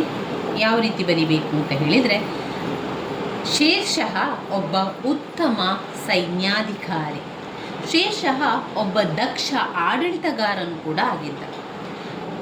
ಒಳ್ಳೆಯ ಆಡಳಿತ ಸುಧಾರಣೆಗಳನ್ನು ಕೈಗೊಳ್ಳುವುದರ ಮೂಲಕ ಅನೇಕ ಬದಲಾವಣೆಗಳನ್ನು ತಂದ. ಅಲ್ಪಕಾಲದಲ್ಲಿ ಬಹುದೊಡ್ಡ ಖ್ಯಾತಿವಂತನಾದಂಥವನು ಶೇರ್ಷಾಹ. ಡಾಕ್ಟರ್ ಖಾನುಂಗೋ ಅವರು ಶೇರ್ಷಾಹನನ್ನು ಅಫ್ಘನ್ರಲ್ಲಿ ಅತಿ ಶ್ರೇಷ್ಠ ಸೈನಿಕ ಹಾಗೂ ಆಡಳಿತಕಾರ ಅಂತ ಹೇಳಿದ್ದಾರೆ. ಅವರು ಮುಂದುವರಿದು ರಾಜ್ಯ ನಿರ್ಮಾಪಕನಾಗಿ ಉತ್ತಮ ರಚನಾತ್ಮಕ ಆಡಳಿತವನ್ನು ನಡೆಸುವುದರಲ್ಲಿ ಅಕ್ಬರನಿಗಿಂತಲೂ ಶೇರ್ಷಾಹ ಉತ್ತಮ ಎಂಬುದಾಗಿ ಅಭಿಪ್ರಾಯಪಡುತ್ತಾರೆ.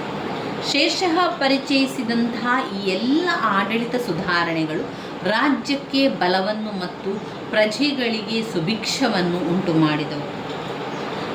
ಶೇರ್ಷಾಹನ ಸುಧಾರಣೆಗಳಲ್ಲಿ ಒಂದು ಕೇಂದ್ರಾಡಳಿತದಲ್ಲಿ ಸುಧಾರಣೆಗಳು. 2 ಪ್ರಾಂತ್ಯಾಡಳಿತದಲ್ಲಿ ಸುಧಾರಣೆಗಳು. 3 ಭೂಕಂದಾಯದ ಸುಧಾರಣೆ.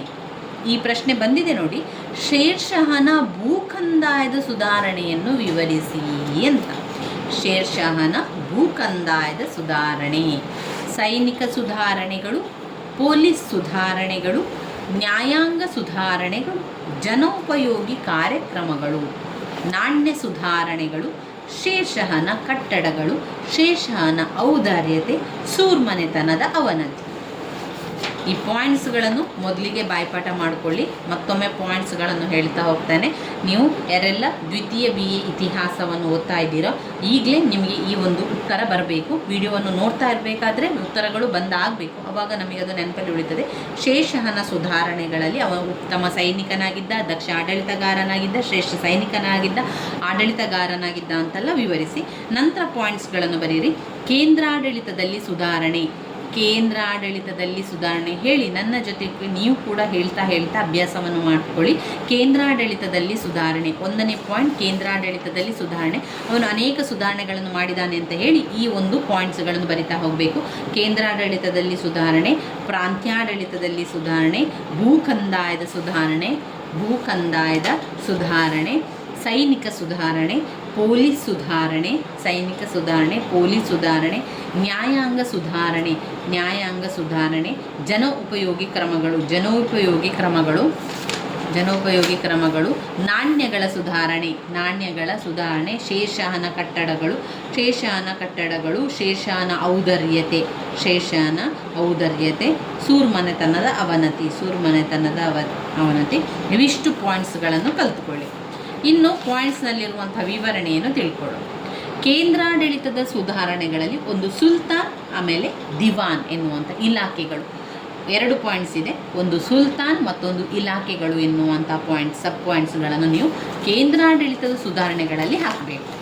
ಕೇಂದ್ರಾಡಳಿತ ಸುಧಾರಣೆಯಲ್ಲಿ ಸುಲ್ತಾನ್ ಅಂದರೆ ಯಾರು? ಸುಲ್ತಾನ್ ಅಂದರೆ ರಾಜ. ಪ್ರತಿಯೊಂದು ವಿಷಯಕ್ಕೂ ರಾಜನೇ ಬೇಕು. ಎಲ್ಲ ಅಧಿಕಾರ ಇರುವಂಥದ್ದು ರಾಜನಲ್ಲಿ, ಎಲ್ಲ ಒಂದು ವಿಚಾರ ಹೇಳುವಂಥದ್ದು ರಾಜನಲ್ಲಿ. ಸುಲ್ತಾನ್ನಲ್ಲಿ ವಿಚಾರಗಳು ಕೇಂದ್ರಿತವಾಗಿರಬೇಕು. ನ್ಯಾಯ ತೀರ್ಮಾನವನ್ನು ಮಾಡುವುದರಲ್ಲಿ ಸುಲ್ತಾನನದೇ ಅಂತಿಮ ತೀರ್ಮಾನವಾಗಿದ್ದು ಎಲ್ಲ ಕ್ರಿಮಿನಲ್ ಮೊಕದ್ದಮೆಗಳನ್ನು ಸುಲ್ತಾನನೇ ವಿಚಾರಣೆ ನಡೆಸುತ್ತಿದ್ದರು. ಆಡಳಿತಕ್ಕೆ ಸಂಬಂಧಿಸಿದ ಎಲ್ಲ ತೀರ್ಮಾನಗಳನ್ನು ಶೇಷಾನೇ ತೆಗೆದುಕೊಳ್ಳುತ್ತಿದ್ದನು. ಆತನ ಮಂತ್ರಿಗಳು, ನೋಬಲರು ಅವುಗಳನ್ನು ಕಾರ್ಯಗತಗೊಳಿಸಬೇಕಾಗಿತ್ತು. ಶೇಷಾಹನ ಮುಖ್ಯ ಉದ್ದೇಶ ಅವನ ಪ್ರಜೆಗಳ ಒಳಿತನ್ನು ಕುರಿತು. ಇಲ್ಲಿ ರಾಜನೇ ಒಬ್ಬ ಸುಲ್ತಾನೇ ಒಬ್ಬ ರಾಜ. ಎಲ್ಲ ಕೆಲಸವೂ ಕೂಡ ಸುಲ್ತಾನನಲ್ಲೇ ಕೇಂದ್ರೀಕೃತ ಆಗಿರ್ತದೆ.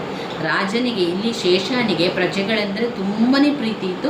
ಪ್ರಜೆಗಳಿಗೋಸ್ಕರ ಅನೇಕ ಕಾರ್ಯಕ್ರಮಗಳನ್ನು ತರುವಂಥದ್ದು, ಅನೇಕ ವಿಚಾರಗಳನ್ನು ತರುವಂಥದ್ದು, ಅವರಿಗೆ ಒಂದು ಒಳಿತನ್ನು ಬಯಸುವಂಥದ್ದೆಲ್ಲ ಸುಲ್ತಾನನೇ ಮಾಡ್ತಾ ಇದೆ. ಈತ ಕೇಂದ್ರಾಡಳಿತ ಪರ್ಷಿಯನ್ ಮಾದರಿಯನ್ನು ಹೋಲ್ತಾ ಇದೆ. ದೆಹಲಿ ಸುಲ್ತಾನರು ಅನುಸರಿಸಿದ ಮಾದರಿಯನ್ನೇ ಶೇಷ ಮುಂದುವರಿಸಿದನು. ಆದರೆ ಸುಲ್ತಾನ ತನ್ನ ಕೇಂದ್ರಾಡಳಿತ ಪರ್ಷಿಯನ್ ಮಾದರಿಯಲ್ಲಿ ಹೋರಾಟ ಮಾಡುವುದು ಬೇಕಾಗಿರುವಂಥದ್ದು, ಅದು ಕಾರ್ಯಗತಗೊಳಿಸಬೇಕಾಗಿತ್ತು. ಶೇಷಾನ್ ತೆಗೆದುಕೊಂಡಂತಹ ಕೆಲವೊಂದು ತೀರ್ಮಾನಗಳಿಂದಾಗಿ ಸಹಾಯಕ ಆಯಿತು. ಇನ್ನು 2ನೇದು ಇಲಾಖೆಗಳು. ಶೇಷಾನ ಆಡಳಿತದಲ್ಲಿ ಅನೇಕ ಇಲಾಖೆಗಳಿದೆ. ಶೇಷನ ಆಡಳಿತದ ಈ ಒಂದು ಅನೇಕ ಇಲಾಖೆಗಳ ಒಂದು ಪ್ರಮುಖರಾಗಿದ್ದು, ಈ ಇಲಾಖೆಯ ಮೇಲ್ವಿಚಾರಣೆಯನ್ನು ವಜೀರ್ ಎಂಬ ಮಂತ್ರಿಯು ನೋಡಿಕೊಳ್ಳುತ್ತಿದ್ದನು.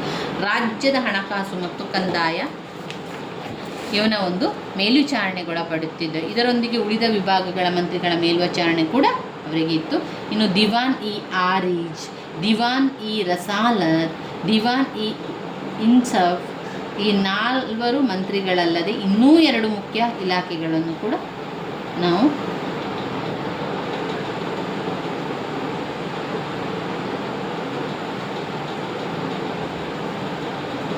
ದಿವಾನಿ ಆರಿಜ್, ದಿವಾನಿ ರಸಾಲತ್, ದಿವಾನಿ ಇನ್ಶಾ, ಈ 4 ಮಂತ್ರಿಗಳು ಅಲ್ಲಿ ಮಂತ್ರಿಗಳನ್ನು ಮಾಡಿದ್ರು. ಆ 4 ಮಂತ್ರಿಗಳಲ್ಲದೆ ಇನ್ನೂ 2 ಹೊಸ ಇಲಾಖೆಗಳು ಇದ್ದವು. ಅವುಗಳು ದಿವಾನಿ ಖಾಸಾ ಮತ್ತು ದಿವಾನ್ ಇ ಬರೀದ್. ದಿವಾನಿ ಖಾಸಾ ಇಲಾಖೆಯ ಮುಖ್ಯಸ್ಥ ಮತ್ತು ಕಾಜಿಯಾಗಿದ್ದನು. ಈತನ ನ್ಯಾಯಾಡಳಿತ ನೋಡಿಕೊಳ್ಳುತ್ತಿದ್ದ ದಿವಾನ್ ಇ ಬರೀದ್ ಇಲಾಖೆಯ ಮುಖಂಡತ್ವ ಬರೀದ್ ಇ ಮಾಮಾಲಿಕ್ ಎಂಬುವನಾಗಿದ್ದನು. ಗುಪ್ತದಳದ ಮೇಲ್ವಿಚಾರಣೆಯನ್ನು ಕೂಡ ನೋಡ್ಕೊಳ್ತಾ ಇದ್ದ. ಇನ್ನು 2ನೇ ಪಾಯಿಂಟ್, ಪ್ರಾಂತ್ಯಾಡಳಿತದ ಸುಧಾರಣೆಗಳನ್ನು ಮಾಡಿರುವಂಥದ್ದು. ಪ್ರಾಂತ್ಯಾಡಳಿತದ ಸುಧಾರಣೆಗಳಲ್ಲಿ ಸರಕಾರ, ಪರಗಣಗಳು, ಗ್ರಾಹಗಳು. ಯಾವುದೆಲ್ಲ ಪ್ರಾಂತ್ಯಾಡಳಿತದ ಸುಧಾರಣೆಗಳು? ಸರಕಾರ, ಪರಗಣಗಳು ಮತ್ತು ಗ್ರಾಮ. ಸರಕಾರ ಅಂದರೆ ಏನು? ಶೇಷಾಹನು ಆಡಳಿತದಲ್ಲಿ ಸರಕಾರವನ್ನು ಬಳಸಿಕೊಳ್ತಾ ಇದ್ದ ಬಹುದೊಡ್ಡ ಆಡಳಿತ ಘಟಕ ಅಂತ ಹೇಳ್ಬೋದು. ಪ್ರತಿಯೊಂದು ಸರಕಾರವೂ ಕೂಡ ಶೇರ್ದಾರ್ ಇ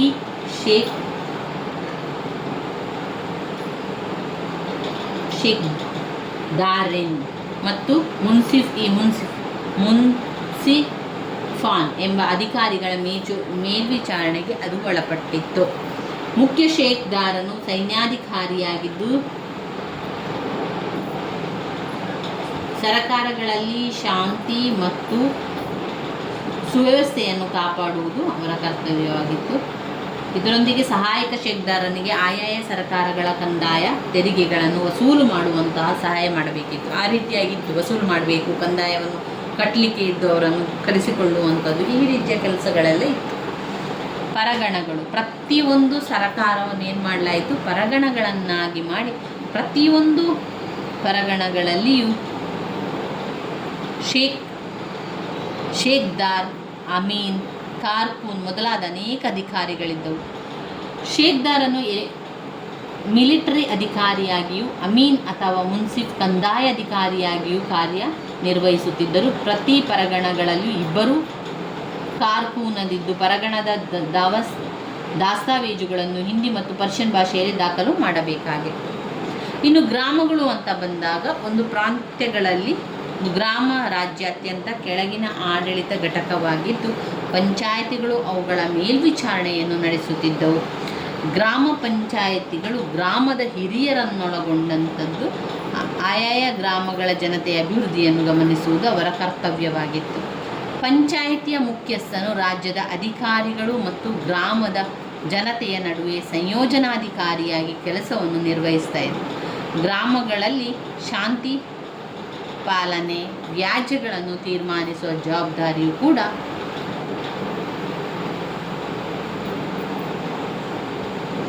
ಅದು ಪಂಚಾಯಿತಿಯವರು ನೋಡಿಕೊಳ್ತಾ ಇದ್ದರು. ಇದರೊಂದಿಗೆ ಚೌಕಿದಾರರು ಮತ್ತು ಪಟವಾರಿಗಳು ಗ್ರಾಮಗಳ ಆಡಳಿತದಲ್ಲಿ ಸರ್ಕಾರಿ ಅಧಿಕಾರಿಗಳಿಗೆ ಸಹಕರಿಸ್ತಾ ಇದ್ದರು. ಸರ್ಕಾರಿ ಅಧಿಕಾರಿಗಳಿಗೆ ಸಹಾಯವನ್ನು ಮಾಡ್ತಾಯಿದ್ರು ಗ್ರಾಮಗಳೆಲ್ಲ ಕೆಲಸಗಳನ್ನು ಮಾಡಬೇಕಾದ್ರೆ. ಇನ್ನು 3ನೇ ಪಾಯಿಂಟ್, ಭೂಕಂದಾಯದ ಸುಧಾರಣೆ. ಶೇರ್ ಶಹನ ಭೂಕಂದಾಯದ ಸುಧಾರಣೆಯನ್ನು ವಿವರಿಸಿ ಅಂತ ಪ್ರಶ್ನೆ ಪತ್ರಿಕೆಯಲ್ಲಿ ಬಂದಿದೆ. ಶೇರ್ ಶಹನು ಭೂಕಂದಾಯದ ಸುಧಾರಣೆಯನ್ನು ವಿಶೇಷವಾಗಿ ಗಮನ ಸೆಳೆಯುವಂಥದ್ದು. ಶೇರ್ ಶಹನು ಬಾಲ್ಯದಲ್ಲಿ ತನ್ನ ತಂದೆಯ ಎಸ್ಟೇಟಿನ ಮ್ಯಾನೇಜರ್ ಆಗಿ ಕೆಲಸ ನಿರ್ವಹಿಸುತ್ತಿದ್ದಾಗ ಭೂಕಂದಾಯದ ಸಮಸ್ಯೆಗಳ ಬಗ್ಗೆ ಅನುಭವವನ್ನು ಹೊಂದಿದ್ದರು. ಅಲ್ಲದೆ ರೈತರ ಮನಸ್ಸನ್ನು ಚೆನ್ನಾಗಿ ಅರಿತಿದ್ದ ಶೇರ್ ಶಹನು ವ್ಯವಸಾಯ ಅವರ ಶ್ರಮ ಮತ್ತು ಆಸಕ್ತಿ ಮೇಲೆ ಅವಲಂಬಿಸಿರುತ್ತದೆ ಎಂಬುದನ್ನು ಮನಗಂಡಿದ್ದರು. ಶೇರ್ ಶಹನ ಭೂಕಂದಾಯದ ಸುಧಾರಣೆಗಳಲ್ಲಿ 3 ಪಾಯಿಂಟ್ಸ್. 1, ವ್ಯವಸಾಯದ ಉತ್ಪನ್ನಗಳ ಹೆಚ್ಚಳ, ಬೇಸಾಯಗಾರರ ಸ್ಥಿತಿಯನ್ನು ಉತ್ತಮಪಡಿಸುವುದು, ಕಂದಾಯದಲ್ಲಿ ಹೆಚ್ಚಳವನ್ನುಂಟು ಮಾಡುವುದು, ಬೇಸಾಯಗಾರರ ಸ್ಥಿತಿಯನ್ನು ಉತ್ತಮಪಡಿಸುವುದು, ವ್ಯವಸಾಯ ಉತ್ಪನ್ನಗಳ ಹೆಚ್ಚಳ ಮಾಡುವಂಥದ್ದು. ಕಂದಾಯದ ಇಲಾಖೆಯಲ್ಲೂ ಹಾಗೆ ಭ್ರಷ್ಟಾಚಾರಗಳನ್ನು ದೂರ ಮಾಡಿ ಅವರಿಗೆ ಒಳ್ಳೆಯ ರೀತಿಯ ಕಂದಾಯವನ್ನು ಸಿಗುವಂತೆ ಮಾಡ್ತಾ ಇದ್ದರು. ಶೇರ್ ಶಹ ಏನು ಮಾಡಿದ, ಶೇರ್ ಶಹನು ಪ್ರತಿಯೊಬ್ಬ ಭೂ ಕಂದಾಯವನ್ನೆಲ್ಲ ಯಾರಿಗೆ ಹೆಚ್ಚು ಭೂಮಿ ಇದೆ ಅವರನ್ನೆಲ್ಲ ಒಂದು ಗುಂಪುಗಳನ್ನು ಮಾಡಿ ಹೆಚ್ಚು ಭೂಮಿ ಹೊಂದಿರುವವರು ಹೆಚ್ಚು ಕಂದಾಯವನ್ನು ಕಟ್ಟುವಂಥದ್ದು, ಕಡಿಮೆ ಭೂಮಿ ಇದ್ದಂಥವರು ಹಾಗೆ ಏನೂ ಭೂಮಿ ಇಲ್ಲದವರು ಕಂದಾಯವನ್ನು ಕಟ್ಟಲಿಕ್ಕೆ ಅವರಿಗೆ ಇರಲಿಲ್ಲ. ಈ ರೀತಿಯ ಸುಧಾರಣೆಗಳನ್ನೆಲ್ಲ ಮಾಡ್ತಾ ಹೋದ.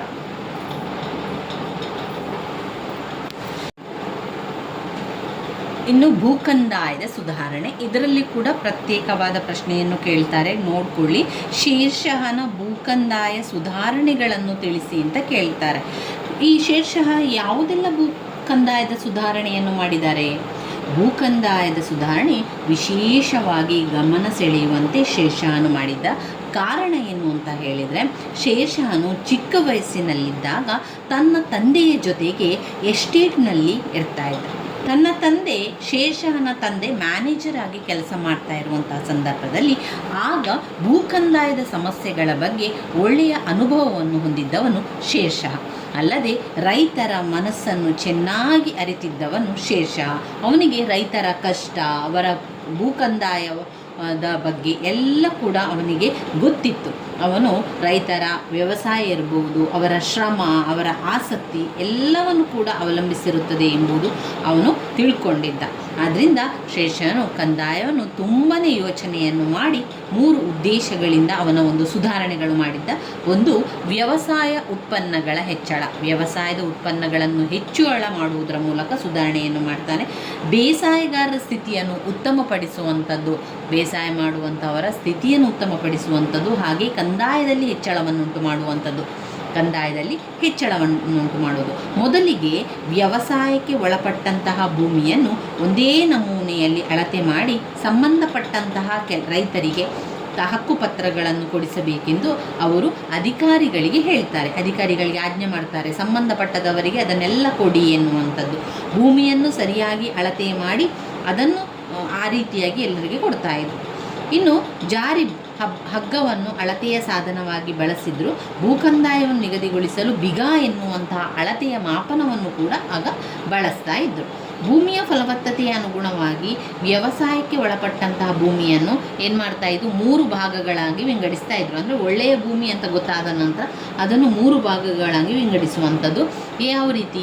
ಉತ್ತಮ ಭೂಮಿ, ಮಧ್ಯಮ ಭೂಮಿ, ಅಧಮ ಭೂಮಿ ಅಂತ ವರ್ಗೀಕರಣ ಮಾಡೋದು. ಈಗ ಉದಾಹರಣೆಗೆ, ಈಗ ನಮ್ಮ ಭೂಮಿಯನ್ನು ನಾವೇನು ಮಾಡಬೇಕು, ಮೊದಲಿಗೆ ಅವ್ರು ಏನು ಮಾಡ್ತಾರೆ, 3 ರೀತಿಯಲ್ಲಿ ಅಳತೆಯನ್ನು ಮಾಡ್ತಾರೆ.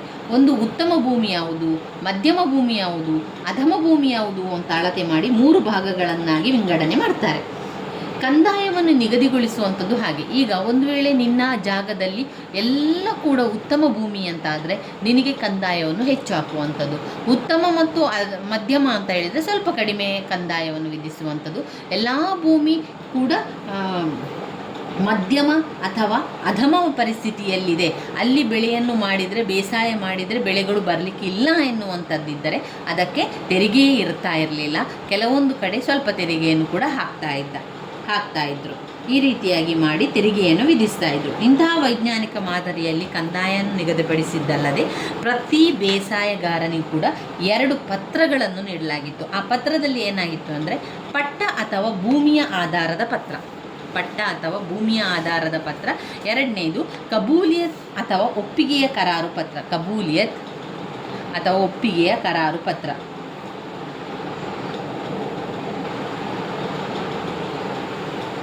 ಈ ಪಟ್ಟ-ಪತ್ರ ಅಥವಾ ಭೂಮಿಯ ಆಧಾರ ಪತ್ರದಲ್ಲಿ ಪ್ರತಿ ಬೇಸಾಯಗಾರನ ಅಧೀನದಲ್ಲಿದ್ದ ವಿವಿಧ ರೀತಿಯ ಭೂಮಿ, ಅವನು ಬೆಳೆಯುತ್ತಿರುವಂಥ ಬೆಳೆ ಯಾವುದು, ಅವನು ಎಷ್ಟು ಬೆಳೆಗಳನ್ನು ಬೆಳೆಸ್ತಾನೆ, ಅದರ ಮೇಲೆ ಯಾವ ರೀತಿ ಒಂದು ವಿಧಿಸಿದ ಕಂದಾಯ ಎಷ್ಟು, ಅದೆಲ್ಲ ಕೂಡ ವಿವರಣೆಗಳು ಇರ್ತದೆ. ಕಬೂಲಿಯತ್ ಅಥವಾ ಒಪ್ಪಿಗೆ ಕರಾರು ಪತ್ರವನ್ನು ನಿಗದಿಗೊಳಿಸುವನು ಪ್ರಮಾಣದಲ್ಲಿ ಕಂದಾಯವನ್ನು ರಾಜ್ಯಕ್ಕೆ ಸಲ್ಲಿಸುತ್ತೇನೆಂಬ ಭರವಸೆಯ ಪ್ರಮಾಣ ಪತ್ರ ಆಗಿರ್ತದೆ. ಭೂ ಕಂದಾಯದೊಂದಿಗೆ ಬೇಸಾಯಗಾರರು ಜಾರಿಬಾನ ಎಂಬ ಭೂಮಾಪಕರ ಶುಲ್ಕ ಮತ್ತು ಮುಹಸಿಲಾನ ಎಂಬ ಕಂದಾಯ ಅಧಿಕಾರಿಗಳ ಶುಲ್ಕವನ್ನು ಸಂದಾಯ ಮಾಡಬೇಕಾಗಿತ್ತು. ಶೇಷಃ ರೈತ ಮತ್ತು ರಾಜ್ಯದ ಮಧ್ಯೆ ಇದ್ದ ಜಮೀನ್ದಾರರು, ಗುತ್ತಿಗೆದಾರರು ಮೊದಲಾದ ಮಧ್ಯವರ್ತಿಗಳನ್ನು ರದ್ದುಗೊಳಿಸಿದರು. ಬೇಸಾಯಗಾರರನ್ನು ಪ್ರೋತ್ಸಾಹಿಸುವ ದೃಷ್ಟಿಯಿಂದ ವಿಪತ್ತು ತಲೆದೂರಿದಾಗ ಸರ್ಕಾರದಿಂದ ಅವರಿಗೆ ಬಾವಿಗಳನ್ನು ಕೊರೆಸಿಕೊಳ್ಳಲು, ಬೇಸಾಯಕ್ಕೆ ಬೇಕಾದ ಸಲಕರಣೆಗಳನ್ನು ಕೊಳ್ಳಲು ತಕಾವಿ ಸಾಲವನ್ನು ಕೊಡಲಾಗ್ತಾಯಿತ್ತು. ಕಂದಾಯ ಇಲಾಖೆಯಲ್ಲಿ ಭ್ರಷ್ಟಾಚಾರವನ್ನು ದೂರವನ್ನು ಮಾಡಬೇಕು. ಯಾಕಂದರೆ ಎಲ್ಲ ಕಡೆ ಭ್ರಷ್ಟಾಚಾರಗಳಾಗ್ತದೆ, ಹಣವನ್ನು ಕೊಟ್ಟು ಎಲ್ಲ ಮಾಡ್ತಾ ಇದ್ದಾರೆ ಅಂತ ಕಾರಣದಿಂದಾಗಿ ಕಂದಾಯ ಇಲಾಖೆಯಲ್ಲಿ ಭ್ರಷ್ಟಾಚಾರವನ್ನು ತಡೆಗಟ್ಟಲು ಏನು ಮಾಡಿದರು, ಪದೇ ಕಂದಾಯ ಅಧಿಕಾರಿಗಳನ್ನು ಏನು ಮಾಡಿದರು, ಒಂದು ಕಡೆಯಿಂದ ಇನ್ನೊಂದು ಕಡೆಗೆ ವರ್ಗಾವಣೆಯನ್ನು ಕೂಡ ಮಾಡ್ತಾಯಿದ್ರು. ಇದು ಶೇಷಾಹನು ಭೂಕಂದಾಯದಲ್ಲಿ ಮಾಡಿರುವಂತಹ ಸುಧಾರಣೆಗಳು. ಇನ್ನು ಸೈನಿಕ ಸುಧಾರಣೆಗಳು. ಯಾವ ರೀತಿ ಸೈನಿಕರನಿಗೆ ಸುಧಾರಣೆಯನ್ನು ಮಾಡ್ತಾನೆ? ಸೈನಿಕ ಸುಧಾರಣೆಯನ್ನು ಮಾಡುವಂಥದ್ದು ಅಂದರೆ ಸೈನ್ಯದಲ್ಲಿರುವಂತಹ ಜನರ ಸಂಖ್ಯೆಯನ್ನು ಹೆಚ್ಚು ಮಾಡುವುದು, ಅವರಿಗೆ ಬೇಕಾದಂಥ ವ್ಯವಸ್ಥೆ ಮಾಡುವಂಥದ್ದು, ಸೈನ್ಯದಲ್ಲಿ ಬೇಕಾದಂತಹ ಎಲ್ಲ ರೀತಿಯ ಕತ್ತಿಗಳು ಇರ್ಬೋದು ಅಥವಾ ಬೇರೆ ಇನ್ನಿತರ ಆಯುಧಗಳನ್ನೆಲ್ಲ ಸರಿ ಮಾಡುವಂಥದ್ದು, ಹೊಸ ತರುವಂಥದ್ದು, ಹಾಗೆ ಜನರಿಗೆ ಸೈನಿಕರಿಗೆ ತರಬೇತಿಯನ್ನು ಕೊಡುವಂತಹದ್ದು ವ್ಯವಸ್ಥೆಯನ್ನೆಲ್ಲ ಮಾಡುವಂಥವ್ರು. ಶೇಷಾಹನು ದೆಹಲಿಯ ಸಿಂಹಾಸನವನ್ನು ಆಕ್ರಮಿಸಿ ತನ್ನ ಸೈನಿಕರ ಬಲದಿಂದ ಎನ್ನುವಂಥದ್ದು ಸತ್ಯ. ಕೇಂದ್ರದಲ್ಲಿ ಬಹುದೊಡ್ಡ ಸುಸಜ್ಜಿತ ಸೇನೆಯನ್ನು ಶೇಷ ಹೊಂದಿದ್ದನು. ಶೇಷ ಸೈನ್ಯಕ್ಕೆ ನೇಮಕಾತಿಯನ್ನು ಮಾಡಿ ಸಂದರ್ಭದಲ್ಲಿ ತಾನೇ ಖುದ್ದು ಅವರ ಗುಣಗಳನ್ನು ಪರಿಶೀಲಿಸಿ ನಂತರ ನೇಮಕ ಮಾಡಿಕೊಳ್ಳುತ್ತಿದ್ದರು. ಹಾಗೆಯೇ ಪದೇ ಸೈನಿಕ ತಾಣಗಳನ್ನು ಕೂಡ ಬದಲಾವಣೆಯನ್ನು ಮಾಡ್ತಾಯಿದ್ರು. ಹಾಗೆ ಸೈನಿಕ ತಾಣಗಳನ್ನು ಭೇಟಿ ಮಾಡುವಂಥ ಕೆಲಸಗಳನ್ನು ಕೂಡ ರಾಜರು ಮಾಡ್ತಾಯಿದ್ರು. ಸೈನಿಕರಿಗೆ ಹೇಗೆ ದುಡ್ಡನ್ನು ಕೊಡ್ತಾಯಿದ್ರು? ಅವರಿಗೆ ಹಣದ ರೂಪದಲ್ಲಿ ಕೊಡ್ತಾಯಿದ್ರು, ಇನ್ನು ಕೆಲವೊಮ್ಮೆ ಧಾನ್ಯಗಳ ರೂಪಗಳಲ್ಲಿ ಕೊಡ್ತಾಯಿದ್ರು. ಈ ರೀತಿಯಾಗಿ ಕೊಡ್ತಾಯಿದ್ರು. ಅಲ್ಲಾವುದ್ದೀನ್ ಖಿಲ್ಜಿ ಅಂತಹ ಸೈನ್ಯದ ವಿವರಗಳುಳ್ಳ ಪಟ್ಟಿಯನ್ನು ಮತ್ತು ಕುದುರೆಗಳಿಗೆ ಮುದ್ರೆ ಒತ್ತುವ ಪದ್ಧತಿ ಶೇಷಾಹನು ಅದನ್ನು ಮುಂದುವರಿಸಿಕೊಂಡು ಹೋಗ್ತಾನೆ. ಕುದುರೆಗಳಿಗೆ ಮುದ್ರೆಯನ್ನು ಹಾಕುವಂಥದ್ದು. ಸೈನ್ಯಕ್ಕೆ ಸೇರಿದ ಅಶ್ವಗಳನ್ನು ದುರುಪಯೋಗಪಡಿಸಿಕೊಳ್ಳದಂತೆ, ಸೈನ್ಯಕ್ಕೆ ಸೇರಿರುವಂತಹ ಕುದುರೆಯನ್ನು ದುರುಪಯೋಗಪಡಿಸಿಕೊಳ್ಳದಂತೆ ಹಾಗೂ ಸೈನಿಕರಲ್ಲಿ ಶಿಸ್ತು ಆಗದಂತೆ ಮಾಡಲು ಕಠಿಣವಾದ ಕ್ರಮಗಳನ್ನು ಶೇಷಃ ಪರಿಚಯಿಸಿದ್ದಾನೆ. ಇನ್ನು ಪೊಲೀಸ್ ಸುಧಾರಣೆಗಳು. ಪೊಲೀಸ್ ಸುಧಾರಣೆಯಲ್ಲಿ ಶೇಷಃ ಅತ್ಯಂತ ಶಿಸ್ತಿನ ಮನುಷ್ಯ. ಹಾಗೆ ಅದರ ಜೊತೆಗೆ ದೇವರಲ್ಲಿ ತುಂಬನೇ ಭಯ, ಭಕ್ತಿ, ನಂಬಿಕೆ, ಭಯ ಕೂಡ ಅವನಲ್ಲಿತ್ತು. ತನ್ನ ಪ್ರಜೆಗಳ ಮಾನ, ತನ್ನ ಪ್ರಜೆಗಳ ಆಸ್ತಿಪಾಸ್ತಿಗಳನ್ನು ರಕ್ಷಿಸುವುದು ಅವನ ಆದ್ಯ ಕರ್ತವ್ಯ ಕೂಡ ಆಗಿತ್ತು ಎಂದು ಅವನು ತಿಳಿದಿದ್ದ. ಅವನ ಆಡಳಿತದಲ್ಲಿ ಸಿವಿಲ್ ಮತ್ತು ಮಿಲಿಟರಿ ಕಾರ್ಯಗಳನ್ನು ಹೆಚ್ಚಾಗಿ ವ್ಯತ್ಯಾಸ ಇರಲಿಲ್ಲ. ಸಿವಿಲಿಗೆ ಮತ್ತು ಕ್ರಿಮಿನಲ್ಗೆ ಹೆಚ್ಚು ವ್ಯತ್ಯಾಸ ಅಂತ ಇರಲಿಲ್ಲ. ಎಲ್ಲ ಒಂದೇ ರೀತಿಯಲ್ಲಿ ಆಗಿ ನಡೀತಾ ಇತ್ತು. ಕಾನೂನನ್ನು ಶಾಂತಿ ಪಾಲನೆ ಮಾಡುವಲ್ಲಿ ತೊಡಗಿಕೊಂಡಿದ್ದರು. ಅಲ್ಲದೆ ತಪ್ಪಿತಸ್ಥರು ಯಾರಿದ್ದಾರೆ ಅವರಿಗೆ ಶಿಕ್ಷೆಯನ್ನು ನೀಡುವ ಅಧಿಕಾರವನ್ನು ಹೊಂದಿದ್ದರು. ಶೇಖ್ದಾರ್, ಮುಖ್ಯ ಶೇಖ್ದಾರ್, ಮುನ್ಸಿಫ್ಗಳು, ಫೌಜದಾರರು ಅವರವರ ಸ್ಥಳಗಳಲ್ಲಿ ಶಾಂತಿಯನ್ನು ಕಾಪಾಡುವ ಹೊಣೆಯನ್ನು ಹೊತ್ತಿದ್ದರು. ಶಿಕ್ಷೆ ಬಹಳ ಕ್ರೂರವಾಗಿತ್ತು. ಶೇಷಾನ ಪರಿಣಾಮಕಾರಿ ಪೊಲೀಸ್ ವ್ಯವಸ್ಥೆಯ ಅಬ್ಬಾಸ್ ಅವರು ಹೀಗೆ ಹೊಗಳಿದ್ದಾರೆ: ವಯಸ್ಸಾದ ಹೆಂಗಸು ಬುಟ್ಟಿಯ ತುಂಬ ಬಂಗಾರದ ಒಡವೆಗಳನ್ನು ಹೊತ್ತುಕೊಂಡು ಒಂದು ಕಡೆಯಿಂದ ಮತ್ತೊಂದು ಕಡೆಗೆ ಪ್ರಯಾಣ ಮಾಡಿದರೆ ಕಳ್ಳಕಾಕರ ಭಯವಿರಲಿಲ್ಲ. ಶೇಷಾನು ವಿಧಿಸುತ್ತಿದ್ದ ಕಠಿಣ ಶಿಕ್ಷೆಗೆ ಹೆದರಿ ಕಳ್ಳತನವನ್ನೇ ಮಾಡುತ್ತಿರಲಿಲ್ಲ. ಇದು ಪೊಲೀಸ್ ಸುಧಾರಣೆಯಲ್ಲಿ ಆಗಿರುವಂಥದ್ದು. ಇನ್ನು ನ್ಯಾಯಾಂಗ ಸುಧಾರಣೆಯನ್ನು ನೋಡಿದರೆ, ಶೇಷನು ನ್ಯಾಯಕ್ಕೆ ಉತ್ತಮ ಬೆಲೆಯನ್ನು ಕೊಡ್ತಾ ಇದ್ದ. ಧರ್ಮಗುಣ ಮತ್ತು ಪ್ರಾಮಾಣಿಕತೆಗೆ ಹೆಸರಾದಂತಹ ಶೇಷಃ ತನ್ನ ಪ್ರಜೆಗಳ ಮನಸ್ಸಿನಲ್ಲಿ ಯಾವಾಗಲೂ ನಿರಂತರವಾಗಿ ನೆಲೆಸಿದ್ದ. ಅಂದರೆ ಎಲ್ಲ ಪ್ರಜೆಗಳಿಗೂ ಶೇಷಃ ರಾಜನಾಗಿರುವಂಥದ್ದು, ಶೇಷಃನ ಒಳ್ಳೆತನ ಎಲ್ಲರಿಗೂ ಕೂಡ ಹಿಡಿಸಿತ್ತು. ಅವನ ಒಂದು ಧರ್ಮಗುಣ ಇರ್ಬೋದು, ಅವನ ಒಂದು ಪ್ರಾಮಾಣಿಕತೆಯ ಗುಣ ಇರ್ಬೋದು, ಇವೆಲ್ಲ ಕೂಡ ಅಲ್ಲಿನ ಪ್ರಜೆಗಳಿಗೆ ಇಷ್ಟವಾಗಿ ಅವರು ನಿರಂತರವಾಗಿ ಅಲ್ಲಿ ಅವರ ಮನಸ್ಸಿನಲ್ಲಿ ನೆಲೆಯೂರಿದ್ದಾರೆ. ನ್ಯಾಯ ತೀರ್ಮಾನ ಮಾಡುವಾಗ ತನ್ನ ಬಂಧುಗಳನ್ನು ಅವರು ಬಿಡುತ್ತಿರಲಿಲ್ಲ. ಎಲ್ಲರಿಗೂ ಸಮಾನವಾದ ನ್ಯಾಯವನ್ನು ದೊರಕಿಸಿಕೊಡ್ತಾ ಇದ್ದರು. ಗ್ರಾಮ ಪಂಚಾಯಿತಿಯಿಂದ ಸರಕಾರದವರೆಗೆ ಅವರಿವರ ನಿಗದಿಯಾದ ಸ್ಥಳದಲ್ಲಿ ನ್ಯಾಯ ತೀರ್ಮಾನಕ್ಕಾಗಿ ಹಲವಾರು ಸರಕಾರಿ ಅಧಿಕಾರಿಗಳನ್ನು ನೇಮಿಸಿದ್ದರು. ಸ್ಥಳೀಯ ಅಪರಾಧಕ್ಕೆ ಸ್ಥಳೀಯ ಜವಾಬ್ದಾರಿ ಎಂಬ ತತ್ವವನ್ನು ಶೇಷಃ ಪಾಲಿಸಿದ್ದನು. ಅವನ ಪ್ರಕಾರ ಕಳ್ಳತನ, ದರೋಡೆ, ಕೊಲೆ ಇವುಗಳು ಸ್ಥಳೀಯರಿಗೆ ತಿಳಿಯದೆ ನಡೆಯಲು ಸಾಧ್ಯವಿಲ್ಲ. ಆದ್ದರಿಂದ ಸ್ಥಳೀಯರನ್ನು ಹೊಣೆಗಾರರನ್ನಾಗಿ ಮಾಡಿದರೆ ಅಪರಾಧಗಳನ್ನು ತಡೆಯಬಹುದು. ಈ ಒಂದು ದೃಷ್ಟಿಯಿಂದಾಗಿ ಮುಕದ್ದಮ್ ಮತ್ತು ಚೌಧರಿಗಳಿಗೆ ಅಪರಾಧಗಳನ್ನು ಪತ್ತೆ ಹಚ್ಚಲು ಹೆಚ್ಚಿನ ಅಧಿಕಾರವನ್ನು ನೀಡಿದ್ದನು. ಇದು ನ್ಯಾಯಾಂಗ ಸುಧಾರಣೆಯಲ್ಲಿ ಬರುವಂಥದ್ದು. ಇನ್ನು ಜನೋಪಯೋಗಿ ಕ್ರಮಗಳನ್ನು ಮಾಡ್ತಾನೆ. ಯಾರು? ಶೇಷಃ ಜನೋಪಯೋಗಿ ಕ್ರಮಗಳನ್ನೆಲ್ಲ ಮಾಡುವಂಥದ್ದು. ಜನೋಪಯೋಗಿ ಕ್ರಮಗಳು ಅಂದರೆ ಏನು? ಸರಾಯಿಗಳನ್ನು ಮಾಡುವಂಥದ್ದು, ಗುಪ್ತದಳ ಇಲಾಖೆಗಳನ್ನು ಮಾಡುವಂಥದ್ದು. ಎರಡು, ಅವನು ಮುಖ್ಯವಾಗಿ ಜನರ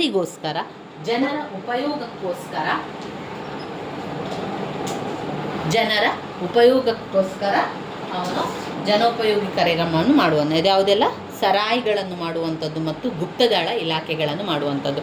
ಇಲ್ಲಿ ಒಂದು ಕಡೆಯಿಂದ ಇನ್ನೊಂದು ಕಡೆಗೆ ಸರಕುಗಳನ್ನು ಸುಲಭವಾಗಿ ಸಾಗಾಣಿಕೆ ಮಾಡಲಿಕ್ಕೆ, ಆಮೇಲೆ ಜನರು ಒಂದು ಕಡೆಯಿಂದ ಮತ್ತೊಂದು ಕಡೆಗೆ ಸಂಚರಿಸಲಿಕ್ಕೆ ತುಂಬ ದೂರ ಆದಾಗ ಅವರಿಗೆ ಒಂದು ರೀತಿಯ ಅಲ್ಲಿ ವಿರಾಮವನ್ನು ಸಿಗಬೇಕು, ಅವರಿಗೆ ಅಲ್ಲಿ ಸ್ವಲ್ಪ ವಿಶ್ರಾಂತಿ ಸಿಗಬೇಕು ಅಂತ ಆದಾಗ ಸಂಚಾರ ಮಾಡುವಂಥ ಸಂದರ್ಭದಲ್ಲಿ, ಸಂಪರ್ಕ ಮಾಡುವಂಥ ಸಂದರ್ಭದಲ್ಲಿ ಅವರಿಗೆ ಸರಾಯಿಗಳನ್ನು ಮಾಡಿದರು. ಅಲ್ಲಿ ಹೆದ್ದಾರಿಗಳಲ್ಲಿ ಸಂಚರಿಸುವಾಗ ಅವರ ಅನುಕೂಲಕ್ಕಾಗಿ 1700 ಸರಾಯಿಗಳನ್ನು ಅಥವಾ ತಂಗುದಾಣಗಳನ್ನು ಶೇಷ ಮಾಡಿದ್ದಾನೆ. ತಂಗುದಾಣ, ವಿಶ್ರಾಂತಿ ಕೊಠಡಿ ಅಂತ ಹೇಳಿ ಮಾಡಲಿಕ್ಕೆ ಆರಂಭ ಮಾಡಿದ.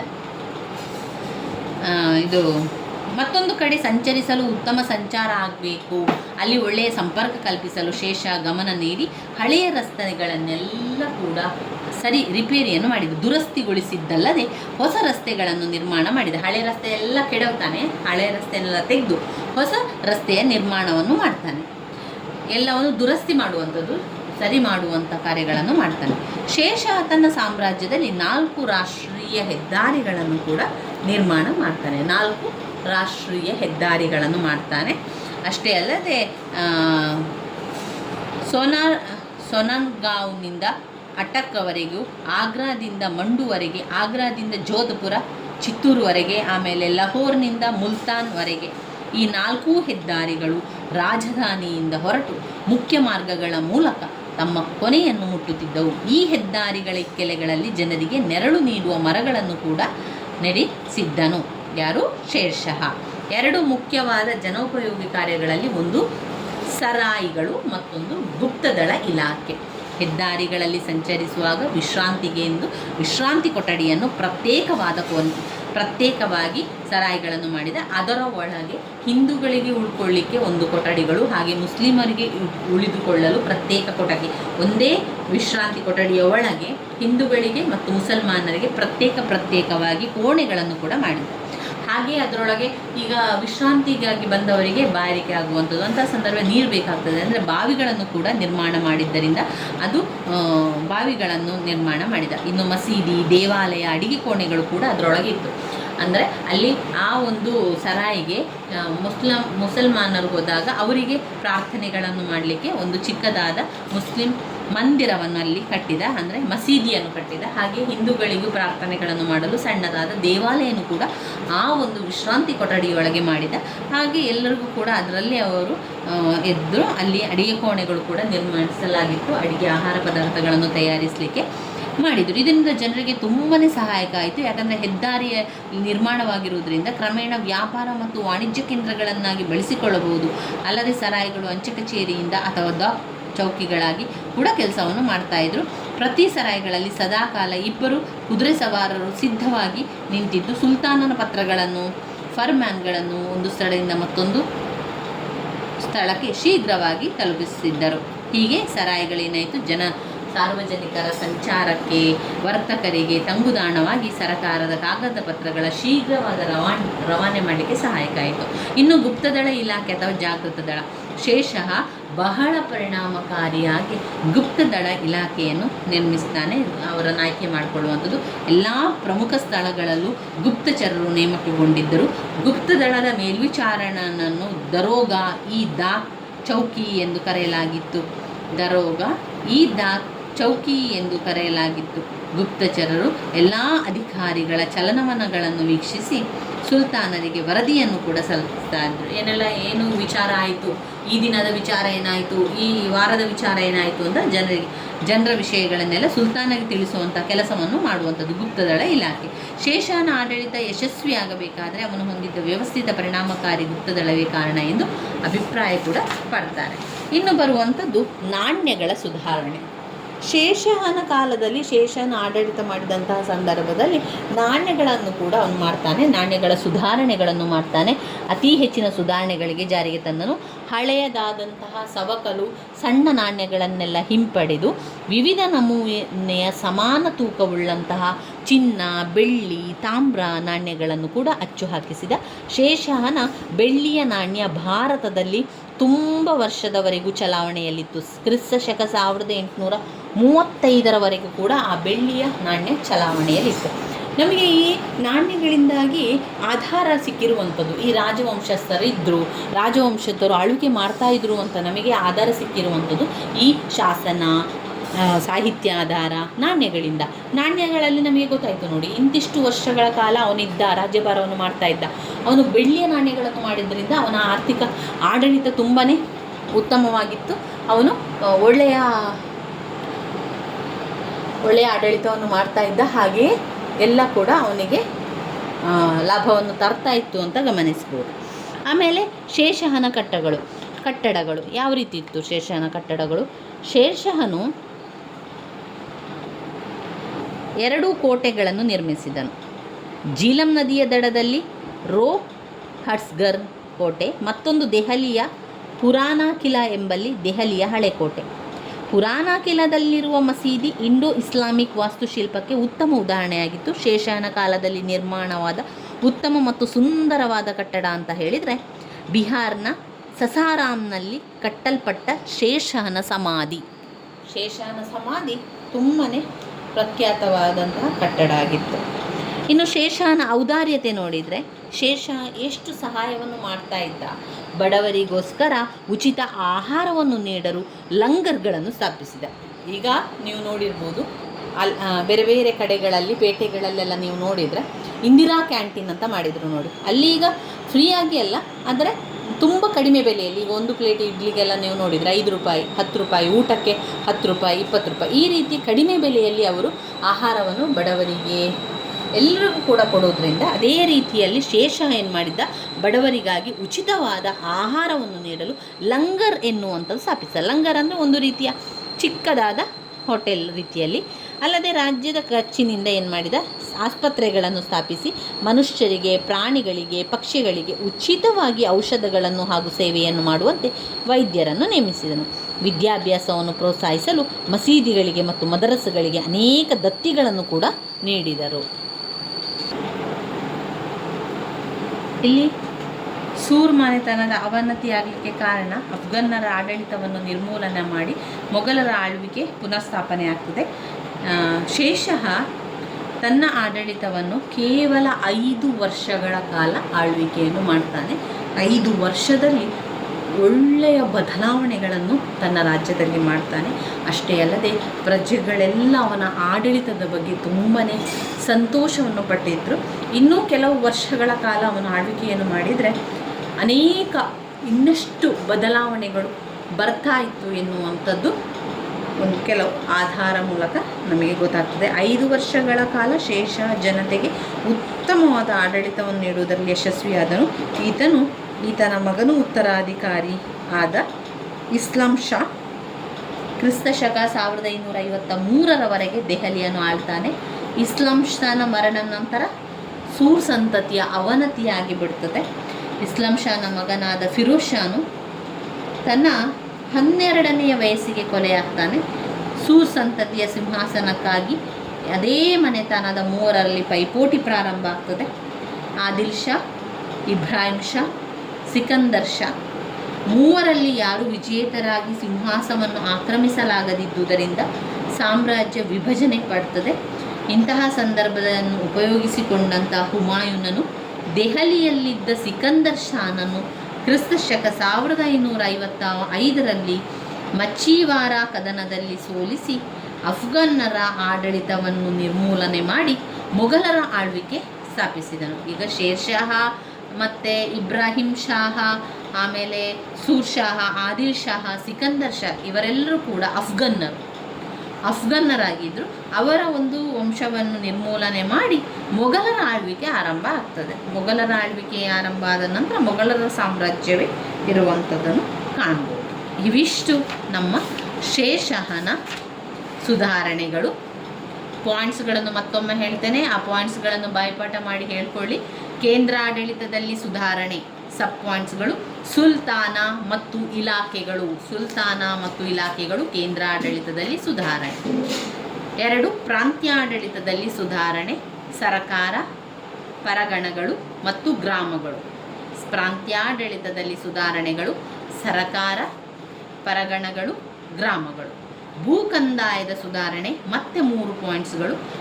ಭೂಕಂದಾಯದ ಸುಧಾರಣೆಯಲ್ಲಿ ವ್ಯವಸಾಯದ ಉತ್ಪನ್ನಗಳ ಹೆಚ್ಚಳ, ಬೇಸಾಯಗಾರರ ಸ್ಥಿತಿಯನ್ನು ಉತ್ತಮಪಡಿಸುವುದು, ಕಂದಾಯದಲ್ಲಿ ಹೆಚ್ಚಳವನ್ನುಂಟು ಮಾಡುವುದು. ವ್ಯವಸಾಯ ಉತ್ಪನ್ನಗಳ ಹೆಚ್ಚಳ, ಬೇಸಾಯಗಾರರ ಸ್ಥಿತಿಯನ್ನು ಉತ್ತಮಪಡಿಸುವುದು, ಕಂದಾಯದಲ್ಲಿ ಹೆಚ್ಚಳವನ್ನುಂಟು ಮಾಡುವುದು. ಸೈನಿಕ ಸುಧಾರಣೆಗಳು, ಪೊಲೀಸ್ ಸುಧಾರಣೆಗಳು, ನ್ಯಾಯಾಂಗ ಸುಧಾರಣೆಗಳು, ಜನೋಪಯೋಗಿ ಕ್ರಮಗಳು, ಅದರಲ್ಲಿ ಸರಾಯ್ಗಳು, ಆಮೇಲೆ ಗುಪ್ತದಳ ಇಲಾಖೆಗಳು. ನಾಣ್ಯಗಳ ಸುಧಾರಣೆ, ಶೇಷನ ಕಟ್ಟಡಗಳು, ಶೇಷನ ಔದಾರ್ಯತೆ, ಸೂರ್ ಮನೆತನದ ಅವನತಿ. ಇವಿಷ್ಟು ಶೇಷನ ಆಡಳಿತ ಅಂತ ಬಂದಾಗ ಬರೀರಿ, ತುಂಬಾ ಮುಖ್ಯವಾಗಿರುವಂತಹ ಪ್ರಶ್ನೆ. ಇನ್ನು ನಾವು ನೋಡಿದರೆ ಅಕ್ಬರನ ಆಡಳಿತ ಬರ್ತದೆ. ಅಕ್ಬರನ ಆಡಳಿತದಲ್ಲಿ ಅದರಿಂದ ಮೊದಲು ನಾವು ಒಂದು 5 ಅಂಕದ ಒಂದು ಪ್ರಶ್ನೆಯನ್ನು ನಾವಿಲ್ಲಿ ಕಾಣ್ತೇವೆ. ಭೈರಮ್ ಖಾನ್ ಎನ್ನುವಂಥದ್ದು. ಭೈರಮ್ ಖಾನ್ ಅಂದರೆ ಯಾರು ಎನ್ನುವಂಥ ಬಗ್ಗೆ ನಿಮಗೆ ಸ್ವಲ್ಪ ಅರಿವಿದ್ದರೆ ಅದನ್ನು 5 ಅಂಕಕ್ಕೆ ಹೆಚ್ಚಾಗಿ ಬರೀಲಿಕ್ಕೆ ನಮಗೆ ಸಾಧ್ಯ ಆಗ್ತದೆ. ಯಾರು ಈ ಭೈರಮ್ ಖಾನ್? ಭೈರಮ್ ಖಾನ್ ನಿಜವಾಗಿ ಅಕ್ಬರನ ಜೊತೆಗಿದ್ದವನು. ಅಕ್ಬರನ ಕೊನೆಗಾಲದಲ್ಲಿ ಅಕ್ಬರನಿಂದ ಮರಣವನ್ನು ಕೂಡ ಹೊಂದುವಂಥವನು. ಭೈರಮ್ ಖಾನ್ ಬದಕ್ಷಾನ್ ಪ್ರಾಂತ್ಯದ ಶಿಯಾ ಪಂಗಡಕ್ಕೆ ಸೇರಿದವನು. ಯಾವ ಪಂಗಡ? ಶಿಯಾ ಪಂಗಡ. ಭೈರಮ್ ಖಾನನು ಬದಕ್ಷಾನ ಪ್ರಾಂತ್ಯದ ಒಂದು ಶಿಯಾ ಪಂಗಡಕ್ಕೆ ಸೇರಿದವನು. ಹುಮಾಯೂನ್ ಮತ್ತು ಅಕ್ಬರ್ ಇಬ್ಬರಿಗೂ ಕೂಡ ಅತ್ಯುತ್ತಮ ಸೇವೆಯನ್ನು ಸಲ್ಲಿಸಿದವನು ಈ ಭೈರಮ್ ಖಾನ್. ಭೈರಮ್ ಖಾನ್ ತುಂಬಾ ಸೇವೆಯನ್ನು ಸಲ್ಲಿಸಿದಂಥ ಸೇವಕ ಅಂತ ಹೇಳ್ಬೋದು. ಭೈರಮ್ ಖಾನನು ಬದಕ್ಷಾನ ಪ್ರಾಂತ್ಯದಲ್ಲಿದ್ದಂತಹ ಶಿಯಾ ಪಂಗಡಕ್ಕೆ ಸೇರಿದಂತಹವನು ಭೈರಮ್ ಖಾನ್. ಭೈರಮ್ ಖಾನನು ಹುಮಾಯೂನ್ನನಿಗೆ ಹಾಗೆ ಹುಮಾಯೂನ್ ಮತ್ತು ಅಕ್ಬರನಿಗೆ ಇಬ್ಬರಿಗೂ ಕೂಡ ಒಳ್ಳೆಯ ಸೇವೆಯನ್ನು ಮಾಡಿದ್ದಾನೆ. ಮುಂದೆ ಅಕ್ಬರನ ಪೋಷಕನಾಗಿದ್ದನು. ಎರಡನೆಯ ಪಾಣಿಪತ್ ಪತನದ ನಂತರ ಭೈರಮ್ ಖಾನ್ನ ಪ್ರಭಾವ ಸ್ವಲ್ಪ ಕಡಿಮೆ ಆಗ್ತಾನೆ ಹೋಗ್ತದೆ. ಕ್ರಿಸ್ತಶಕ 1556ರಿಂದ 1560ರವರೆಗೆ ಭೈರಮ್ ಖಾನ್ ಮೊಘಲ್ ಸಾಮ್ರಾಜ್ಯದ ನಿಜವಾದ ಪ್ರಭುವಾಗಿದ್ದನೆಂದು ಹೇಳ್ಬೋದು. ಅವನು ತನ್ನ ಅಧಿಕಾರವನ್ನು ಸ್ವೇಚ್ಛೆಯಿಂದ ಬಳಸಿಕೊಂಡಿದ್ದರಿಂದ ಅನೇಕ ಶತ್ರುಗಳು ಕೂಡ ಹುಟ್ಟಿಕೊಂಡರು. ಅಕ್ಬರನ ತಾಯಿ ಹಮೀದಾ ಬಾನು ಬೇಗಂ, ಸಾಕುತಾಯಿ ಮಹಿಮಾ ಅನಗ ಮತ್ತು ಆಕೆಯ ಮಗ ಆದಮ್ ಖಾನ್, ಮುನಿಮ್ ಖಾನ್ ಅವರು ಭೈರಮ್ ಖಾನ್ನನ್ನು ಮೊಘಲ್ ಆಸ್ಥಾನದಿಂದ ಪದಚ್ಯುತಗೊಳಿಸಿ ಅಕ್ಬರನನ್ನು ಪ್ರೇರೇಪಿಸಿದರು. ಮೊಘಲ್ ಆಸ್ಥಾನದಿಂದ ಪದಚ್ಯುತಗೊಳಿಸಲು ಅಕ್ಬರನನ್ನು ಪ್ರೇರೇಪಿಸ್ತಾರೆ. ಯಾರ ಮಕ್ಕಳು? ಇಲ್ಲಿ ಅಕ್ಬರನ ತಾಯಿಯಾಗಿರ್ಬೋದು, ಅಕ್ಬರನ ಸಾಕುತಾಯಿ, ಇವರೆಲ್ಲರೂ ಕೂಡ ಸೇರಿ ಭೈರಮ್ ಖಾನ್ನ ಸ್ಥಾನದಿಂದ ತೆಗೆದು ಹಾಕಬೇಕು ಅಂತ ಅವನನ್ನು ಒತ್ತಾಯ ಮಾಡ್ತಾರೆ. ಅವರಷ್ಟೆಲ್ಲ ಹೇಳಿದ ನಂತರ ಅಕ್ಬರನಿಗೆ ಅನಿಸ್ತದೆ, ಹೌದು ಇವನನ್ನು ತೆಗೆದು ಹಾಕುವಂಥದ್ದು ಒಳ್ಳೆಯದು ಅಂತ ಅನಿಸ್ತದೆ ಕೂಡ. ಮೊಘಲ್ ಆಸ್ಥಾನದಿಂದ ಅವನನ್ನು ಕಿತ್ತೊಗೆಯಬೇಕು ಎನ್ನುವಂಥದ್ದು. ಅಕ್ಬರನ್ನು ಪ್ರೇರೇಪಿಸಿದಾಗ ಅಕ್ಬರನು ಕೂಡ ಏನು ಮಾಡ್ತಾನೆ, ಕ್ರಿಸ್ತಶಕ 1560ರಲ್ಲಿ ತನ್ನ ಸರಕಾರದ ಆಡಳಿತವನ್ನು ತಾನು ವಹಿಸಿಕೊಳ್ಳುವನೆಂದು ತಿಳಿಸುವುದಲ್ಲದೆ ಭೈರಮ್ ಖಾನ್ ಅವನ ಆಕಾಂಕ್ಷೆಯಂತೆ ಅಧಿಕಾರ ಬಿಟ್ಟು ಮೆಕ್ಕಕ್ಕೆ ಹೋಗುವುದಾಗಿ ಆಜ್ಞೆಯನ್ನು ಮಾಡಿದನು. ಈಗ ಭೈರಮ್ ಖಾನ್ ಹೇಳ್ತಾನೆ, ನನಗೆ ಮೆಕ್ಕಕ್ಕೆ ಹೋಗಲಿಕ್ಕಿದೆ, ನಾನು ಅಧಿಕಾರವನ್ನು ತೆಗೆದುಕೊಳ್ಳುವುದಿಲ್ಲ ಅಂತ ಹೇಳ್ತಾನೆ. ಅಕ್ಬರನಿಗೂ ಕೂಡ ಅದೇ ಬೇಕಿತ್ತು. ಯಾಕಂದರೆ ತನ್ನ ತಾಯಿ, ತನ್ನ ಒಂದು ಸಾಕುತಾಯಿ ಎಲ್ಲರೂ ಕೂಡ ಸಾಕುತಾಯಿ ಮಕ್ಕಳೆಲ್ಲ ಭೈರಮ್ ಖಾನ್ಗೆ ಮೊಘಲ್ ಸಾಮ್ರಾಜ್ಯದಲ್ಲಿ ಆಸ್ಥಾನದಲ್ಲಿ ಕೆಲಸವನ್ನು ಕೊಡಬೇಡಿ ಅಂತ ಕೇಳಿಕೊಂಡಿದ್ದರು. ಅದೇ ರೀತಿ ಅಕ್ಬರ ಎಂತ ಮಾಡ್ತಾನೆ, ಭೈರಮ್ ಖಾನ್ನ ಆಕಾಂಕ್ಷೆಯಂತೆ ಅವನು ಮೆಕ್ಕಕ್ಕೆ ಹೋಗುವುದಾಗಿ ತಿಳಿಸಿದ್ದ. ಅದೇ ರೀತಿ ಮೆಕ್ಕಕ್ಕೆ ಹೋಗಲು ಬೇಕಾದ ಸಿದ್ಧತೆಗಳನ್ನು ಮಾಡ್ತಾನೆ. ಅಲ್ಲದೆ ಅಕ್ಬರನು 1560 ತನ್ನ ಸರಕಾರದ ಆಡಳಿತ ವಹಿಸಿಕೊಳ್ಳುವನೆಂದು ತಿಳಿಸುವುದಲ್ಲದೆ ಭೈರಮ್ ಖಾನ್ ಅವನ ಆಕಾಂಕ್ಷೆಯಂತೆ ಅಧಿಕಾರಕ್ಕೆ ಬಿಟ್ಟು ಮೆಕ್ಕಕ್ಕೆ ಹೋಗುವುದಾಗಿ ಆಜ್ಞೆ ಮಾಡಿದನು. ಅಲ್ಲದೆ ಅಕ್ಬರನು ಫಿರ್ ಮಹಮ್ಮದ್ ಎಂಬುವನನ್ನು ಭೈರಮ್ ಖಾನನು ಸಾಮ್ರಾಜ್ಯ ಗಡಿಯೇ ಹೋಗುವಂತೆ ನೋಡಿಕೊಳ್ಳುವಂತೆ ನೇಮಿಸಿದನು. ಸಾಮ್ರಾಜ್ಯದ ಗಡಿ ದಾಟಿ ಹೋಗುವಂತೆ ಅಂದರೆ ಭೈರಮ್ ಖಾನು ನಮ್ಮ ಇದರಲ್ಲಿ ಇರೋದು ಬೇಡ, ಅವರು ಗಡಿ ದಾಟಿ ಹೋಗುವಂತೆ ನೀನು ನೋಡ್ಕೊಳ್ಬೇಕು ಅಂತ ನೇಮಿಸ್ತಾನೆ. ಇದು ಹೇಗೋ ಏನೋ ಭೈರಮ್ ಖಾನಿಗೆ ತಿಳಿದು ಬಿಡ್ತದೆ. ತುಂಬಾ ಅಸಮಾಧಾನ ಆಗ್ತದೆ, ತುಂಬಾ ಬೇಜಾರಾಗ್ತದೆ. ಯಾಕಂದರೆ ನಾನು ಹುಮಾಯೂನಿಗೆ ಮತ್ತು ಅಕ್ಬರನಿಗೆ ಅಷ್ಟೊಂದು ಸೇವೆ ಮಾಡಿರುವುದಾಗಿ ಈಗ ಕೊನೆಯ ಕಾಲದಲ್ಲಿ ನೀನು ಹೋಗು ಅಂತ ಹೇಳುವಂಥ ಕಳಿಸುವಂಥದ್ದು ಅವನಿಗೆ ತುಂಬಾ ದುಃಖ ಅಂತ ಅನ್ನಿಸ್ತದೆ. ಭೈರಮ್ ಖಾನನಿಗೆ ತನಗೆ ಇದು ಅಪಮಾನವೆಂದು ತಿಳಿದುಕೊಂಡು ರಾಜನ ವಿರುದ್ಧ ಪಂಜಾಬಿನ ಪ್ರಾಂತ್ಯದಲ್ಲಿ ದಂಗೆ ಹೇಳ್ತಾನೆ. ಅಕ್ಬರನ ಸೈನ್ಯವು ಈತನನ್ನು ಜಲಂಧರ್ ಬಳಿ ಸೋಲಿಸಿ ಅಕ್ಬರನ ನಿರ್ದೇಶನಂತೆ ಅವನ ಹಿಂದಿನ ಸೇವೆಯನ್ನು ಗಮನದಲ್ಲಿಟ್ಟುಕೊಂಡು ಅವನ ಬಗ್ಗೆ ಉದಾರ ನೀತಿಯನ್ನು ನಡೆಸ್ತಾರೆ. ಈಗ ಭೈರಮ್ ಖಾನು ಮೆಕ್ಕಾಕ್ಕೆ ಹೋಗುವ ದಾರಿಯಲ್ಲಿ ಅವನ ಹಳೆಯ ದ್ವೇಷಿ ಅಫ್ಘನ್ ನಾಯಕ ಮುಬಾರಕ್ನೊಂದಿಗೆ ಸೇರಿ ಅವನ ಕೊಲೆಗೀಡಾಗ್ತಾನೆ. ಹುಮಾಯೂನ್ ಅಲೆದಾಡುತ್ತಿದ್ದ ಸಂದರ್ಭದಲ್ಲಿ ಹಾಗೂ ಅಕ್ಬರನು ಭಾರತದಲ್ಲಿ ತನ್ನ ಅಸ್ತಿತ್ವವನ್ನು ಕಳೆದುಕೊಳ್ಳುತ್ತಿದ್ದ ಸಂದರ್ಭದಲ್ಲಿ ಇವರಿಬ್ಬರಿಗೂ ಮಾರ್ಗದರ್ಶಿಯಾಗಿ ಬೆಂಬಲ ನೀಡಿ ಮೊಘಲ್ ಸಾಮ್ರಾಜ್ಯ ಮತ್ತೆ ಸಂಘಟನೆಗೊಳ್ಳಲು ಕಾರಣರಾದ ಭೈರಮ್ ಖಾನ್ಗೆ ಕೊನೆಗಾಲದಲ್ಲಿ ಅಕ್ಬರ್ ಹೀಗೆ ನಡೆಸಿಕೊಂಡನು, ಅವನ ಮಾನವೀಯ ಗುಣಗಳಿಗೆ ಕಪ್ಪು ಚುಕ್ಕೆ ಆಯಿತು ಅಂತ ಅಲ್ಲಿ ಹೇಳ್ತಾರೆ. ಅದು 5 ಅಂಕದ ಪ್ರಶ್ನೆಯಾಗಿರುವಂಥದ್ದು. ಒಮ್ಮೆ ನೋಡಿಕೊಂಡ್ರೆ ಸಾಕು, ಹೇಗೆ ಯಾರು ಅಂತ ಗೊತ್ತಾದರೆ ಆಯಿತು. ಹುಮಾಯೂನಿಗೆ ಮತ್ತು ಅಕ್ಬರನಿಗೆ ಸೇವೆಯನ್ನು ಸಲ್ಲಿಸಿದವನು. ಇನ್ನು ಅಕ್ಬರನ ನೀತಿಯ ಬಗ್ಗೆ ಓದ್ಕೊಳ್ಬೇಕು. ಅಷ್ಟೇ ಅಲ್ಲದೆ ಅಕ್ಬರನ ದಾಳಿಗಳನ್ನು ನೋಡ್ಕೊಳ್ಬೇಕು. ಅಕ್ಬರನ ದಾಳಿ ಅಂದರೆ ಅವನು ದಾಳಿ ಮಾಡಿ ಜಯಗಳಿಸಿರುವಂತಹ ಭಾಗಗಳಾಗಿರುತ್ತದೆ. ಅಕ್ಬರನು ದಾಳಿಗಳು ಅಥವಾ ಅಕ್ಬರನು ಮಾಡಿದಂಥ ದಿಗ್ವಿಜಯಗಳು ಅಥವಾ ಅಕ್ಬರನ ಒಂದು ಸಾಮ್ರಾಜ್ಯದ ಒಗ್ಗೂಡಿಸುವಿಕೆ ಎಲ್ಲವನ್ನು ಯಾವ ರೀತಿ ಅವನು ಸಾಮ್ರಾಜ್ಯವನ್ನು ವಶಪಡಿಸಿಕೊಂಡ ಅಥವಾ ಒಂದು ಸಾಮ್ರಾಜ್ಯ ಮೇಲೆ ಯಾವ ರೀತಿ ದಾಳಿ ಮಾಡಿ ಅದನ್ನು ಜಯಗಳಿಸಿಕೊಂಡ ಇರುವಂಥದ್ದನ್ನೆಲ್ಲ ಇನ್ನು ಅಕ್ಬರನ ದಾಳಿ ಅಥವಾ ಸಾಮ್ರಾಜ್ಯದ ಒಟ್ಟುಗೂಡುವಿಕೆಗೆ ಹೇಳುವಂಥದ್ದು. ಇದರಲ್ಲಿ ನಾನು ನಿಮಗೆ ಪಾಯಿಂಟ್ಸ್ ಮಾತ್ರ ಹೇಳ್ತಾ ಹೋಗ್ತೇನೆ, ಜಾಸ್ತಿ ವಿವರಣೆಯನ್ನು ಹೇಳ್ತಾ ಹೋದರೆ ನಮಗೆ ಇಲ್ಲಿ ಸಮಯ ಸಾಕಾಗೋದಿಲ್ಲ. ಪಾಯಿಂಟ್ಸ್ಗಳು: ಮಾಳ್ವ ಆಕ್ರಮಣ. ಮಾಳ್ವ ಆಕ್ರಮಣ ಇದು ಯಾವ ರೀತಿ ಪ್ರಶ್ನೆ ಬರ್ಬೋದು? ಅಕ್ಬರನ ದಾಳಿ ಅಥವಾ ಸಾಮ್ರಾಜ್ಯ ಒಗ್ಗೂಡುವಿಕೆ, ಅಥವಾ ಅಕ್ಬರನ ವಿಜಯದ ಪತಾಕೆ, ಅಥವಾ ಅಕ್ಬರನ ದಿಗ್ವಿಜಯಗಳು ಅಂತೆಲ್ಲ ಬರ್ತದೆ. ಒಂದೇನು ಮಾಳ್ವ ಆಕ್ರಮಣ ಹೇಳಿ, ನನ್ನ ಜೊತೆಗೆ ಪಾಯಿಂಟ್ಸ್ಗಳನ್ನು 2-3 ಬಾರಿ ಹೇಳಿ, ಒಳಗೆ ವಿವರಣೆ ಏನಿದೆ ಅಂತ ಹೇಳ್ಕೊಂಡು ನೀವು ಟೆಕ್ಸ್ಟ್ ಬುಕ್ಕನ್ನು ನೋಡ್ಕೊಳ್ಬೋದು. ಮಾಳ್ವ ಆಕ್ರಮಣ: 1 ಮಾಳ್ವ ಆಕ್ರಮಣ. 2 ಚುನಾರ್ ಕೋಟೆ ಮತ್ತು ಜೈಪುರ ಸೇರ್ಪಡೆ. ಚುನಾರ್ ಕೋಟೆ ಮತ್ತು ಜೈಪುರ ಸೇರ್ಪಡೆ. ಚುನಾರ್ ಕೋಟೆ ಮತ್ತು ಜೈಪುರ ಸೇರ್ಪಡೆ. ಚುನಾರ್ ಕೋಟೆ ಮತ್ತು ಜೈಪುರ ಸೇರ್ಪಡೆ. ಗೊಂಡವನ ರಾಜ್ಯದ ಆಕ್ರಮಣ. ಗೊಂಡವನ ರಾಜ್ಯದ ಆಕ್ರಮಣ. ಗೊಂಡವನ ರಾಜ್ಯದ ಆಕ್ರಮಣ. 3 ಮೇವಾಡದ ಮೇಲೆ ಆಕ್ರಮಣ. ಮೇವಾಡದ ಮೇಲೆ ಆಕ್ರಮಣ. ಗೊಂಡವನ ರಾಜ್ಯದ ಆಕ್ರಮಣ. ಮೇವಾಡದ ಮೇಲೆ ಆಕ್ರಮಣ. ಮೇವಾಡದ ಮೇಲೆ ಆಕ್ರಮಣ. ರಣತಂಬೂರಿನ ಸೇರ್ಪಡೆ. ರಣತಂಬೂರಿನ ಸೇರ್ಪಡೆ. ರಣತಂಬೂರಿನ ಸೇರ್ಪಡೆ. 6 ಕಾಲಿಂಜರ್ ಕೋಟೆಯ ಮುತ್ತಿಗೆ. 6 ಕಾಲಿಂಜರ್ ಕೋಟೆಯ ಮುತ್ತಿಗೆ.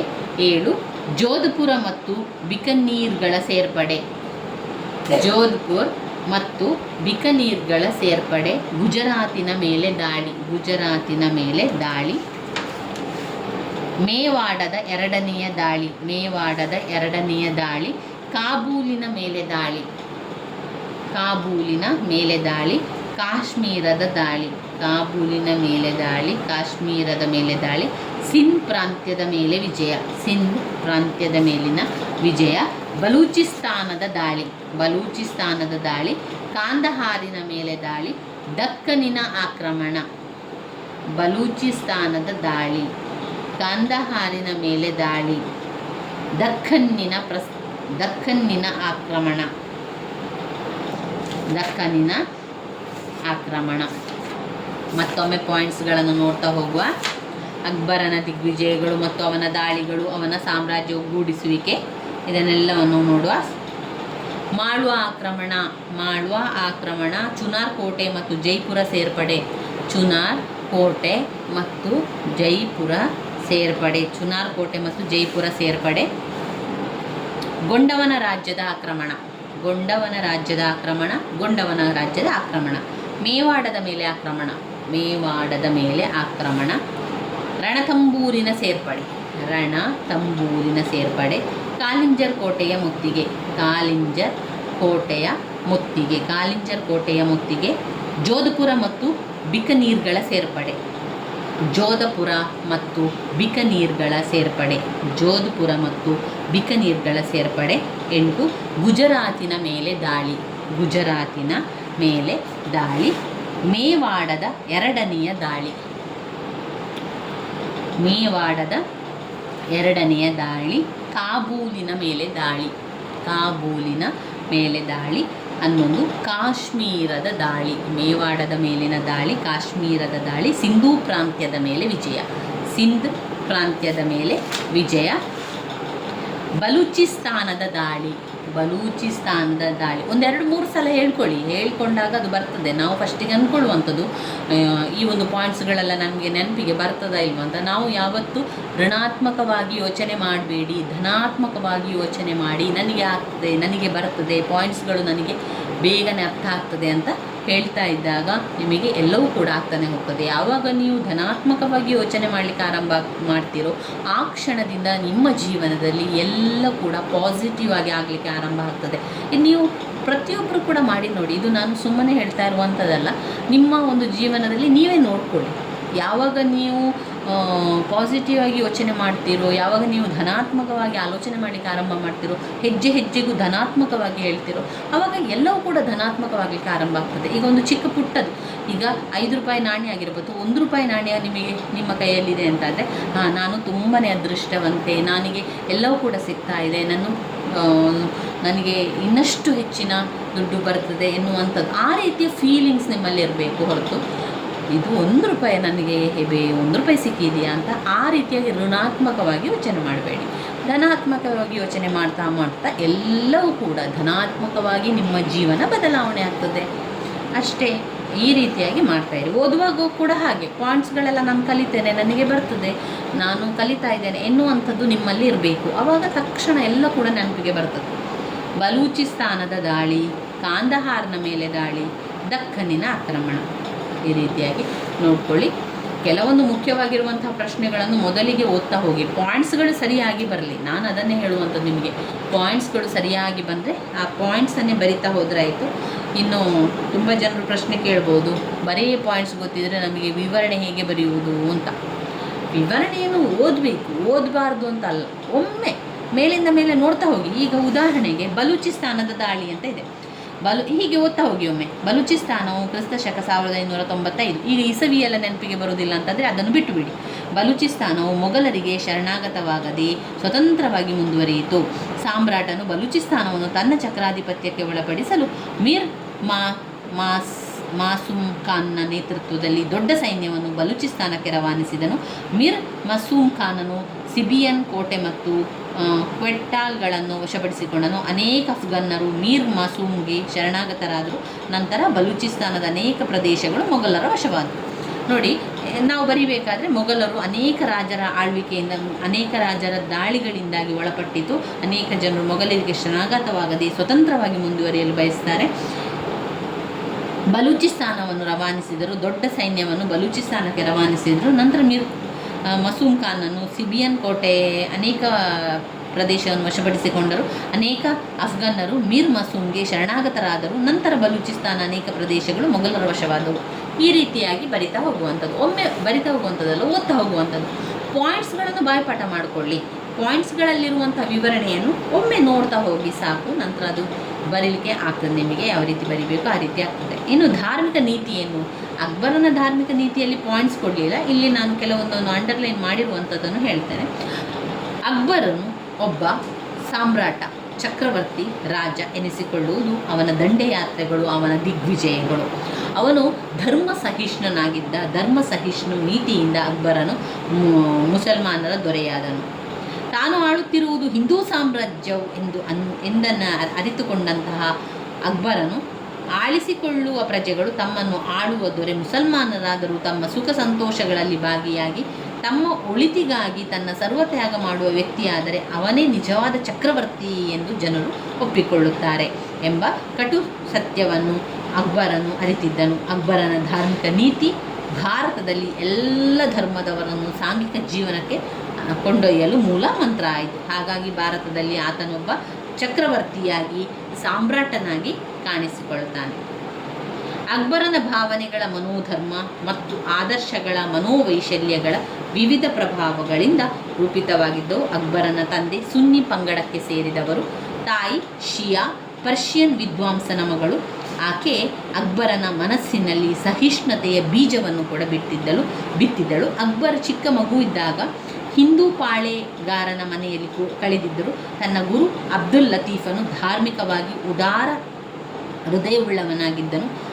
ಅವನ ರಜಪೂತ ಪತ್ನಿಯರು ಕೂಡ ಹಿಂದೂ ಧರ್ಮದೊಡನೆ ಅವರ ಸಂಪರ್ಕ, ಅವರ ಭಾವನಾ ಶಕ್ತಿಯ ಮೇಲೆ ಪ್ರಭಾವ ಬೀರಿದರು.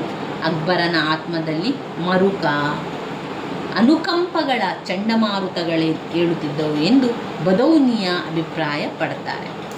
ಧಾರ್ಮಿಕ ನೀತಿಯಲ್ಲಿ ನಂತರ ಅವರು ದಿನ್ ಇ ಲಾಯಿ ಎನ್ನುವಂಥ ಏಕೇಶ್ವರವಾದವನ್ನು ಮಾಡಿದರು.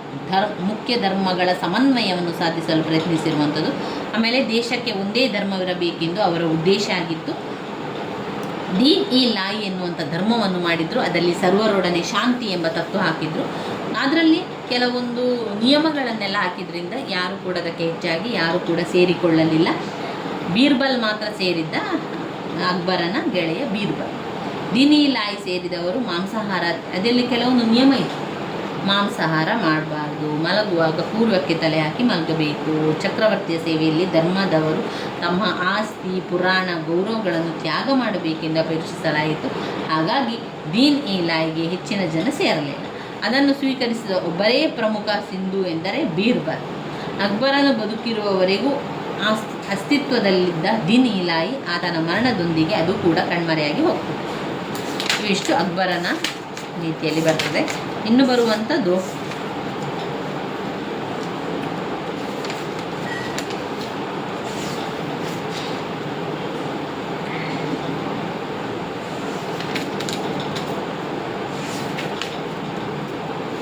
ಔರಂಗಜೇಬ್ನ ಧಾರ್ಮಿಕ ನೀತಿ. ಔರಂಗಜೇಬ್ನ ಧಾರ್ಮಿಕ ನೀತಿಯು ಕೂಡ ಮುಖ್ಯವಾದಂತಹ ಒಂದು ಪ್ರಶ್ನೆ. ಅದರಲ್ಲಿ ನಾವು ಔರಂಗಜೇಬನು ಏನೆಲ್ಲ ಮಾಡಿದ? ಔರಂಗಜೇಬನು ಅಕ್ಬರನ ವಿರುದ್ಧವಾಗಿದ್ದ. ಯಾಕೆ ಅಂತ ಹೇಳಿದರೆ, ಔರಂಗಜೇಬಿಗೆ ಪರಮತ ಸಹಿಷ್ಣುತೆಯ ಗುಣ ಇರಲೇ ಇಲ್ಲ. ಇಸ್ಲಾಮೇತರ ಪದ್ಧತಿಗಳಿದ್ದವು, ಅದೆಲ್ಲವನ್ನು ರದ್ದು ಮಾಡ್ತಾನೆ. ಹಿಂದೂಗಳ ದೇವಾಲಯ, ಹಿಂದೂಗಳ ಒಂದು ಮಠ ಎಲ್ಲವನ್ನು ಕೂಡ ಒಡೆದು ಹಾಕ್ತಾನೆ. ಆಸ್ಥಾನದ ಖಗೋಳಶಾಸ್ತ್ರಜ್ಞರನ್ನು, ಜ್ಯೋತಿಷ್ಯರನ್ನು ಎಲ್ಲರನ್ನು ಕೂಡ ಕೆಲಸದಿಂದ ವಜಾ ಮಾಡ್ತಾನೆ, ಕೆಲಸದಿಂದ ತೆಗೆದು ಹಾಕುವಂಥ ಗುಣವನ್ನು ಮಾಡ್ತಾನೆ. ಇನ್ನು ಸುಗಂಧವನ್ನು ಉರಿಸುವಂಥದ್ದು, ತುಲಾಭಾರ ಕ್ರಮಗಳನ್ನು ನಿಷೇಧವನ್ನು ಕೂಡ ಮಾಡ್ತಾನೆ. ಆಸ್ಥಾನದಲ್ಲಿ ಸಂಗೀತ ಸ್ವರವೆನಿಸಿಕೊಡತೊಡಗಿದ್ದನು. ಮಹಮ್ಮದ್ ಪೈಗಂಬರ್ ಹುಟ್ಟಿದ ದಿನದಂದು ಧಾರ್ಮಿಕ ಸಂಗೀತವನ್ನು ನಿಷೇಧಿಸಿದನು. ಉದ್ದ ಗಡ್ಡ ಬೆಳೆಸುವುದನ್ನು, ಜರಿತಾರಿ ಬಟ್ಟೆ ಧರಿಸುವುದನ್ನು, ಸಾಧು ಸಂತರ ಗೋರಿಗಳ ಬಳಿ ದೀಪ ಹಚ್ಚುವುದನ್ನು, ಮೊಹರಂ ಹಬ್ಬದ ಮೆರವಣಿಗೆಯನ್ನು ನಿಲ್ಲಿಸಿದನು. ಮೊಘಲ್ ಸೇನೆಗೆ ಹಿಂದೂಗಳನ್ನು ಮನ್ಸಬ್ದಾರರನ್ನಾಗಿ ನೇಮಿಸುವ ಹಾಗೂ ಇತರ ಕನ್ನಡ ಹುದ್ದೆಗಳಿಗೆ ನೇಮಕ ಮಾಡುವ ಪದ್ಧತಿಯನ್ನು ಕೈಬಿಟ್ಟನು. ಹಿಂದೂಗಳ ಮೇಲೆ ಯಾತ್ರಿಕರ ಸುಂಕ, ಜೇಸಿಯ ತಲೆಗಂದಾಯವನ್ನು ಪುನಃ ವಿಧಿಸ್ತಾನೆ.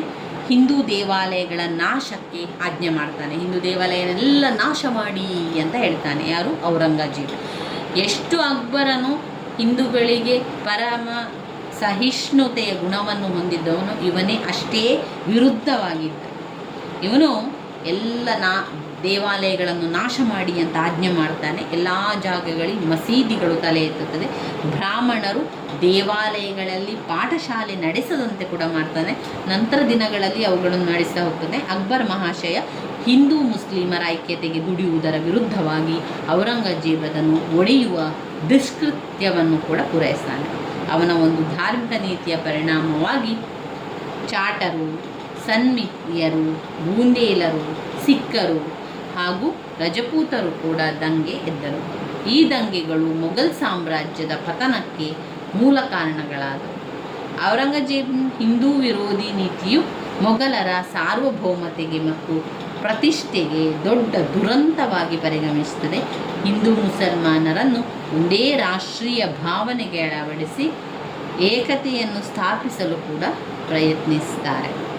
ಅಕ್ಬರನ ತತ್ವವನ್ನು ಗಾಳಿಗೆ ತೂರಿದ ಔರಂಗಜೇಬನ ನೀತಿ ಅವನ ಪತನಕ್ಕೆ ಅಲ್ಲದೆ ಇಡೀ ಮೊಘಲ್ ಸಾಮ್ರಾಜ್ಯದ ನಾಶಕ್ಕೆ ಕಾರಣವಾಯಿತು ಎನ್ನಲಾಗಿದೆ.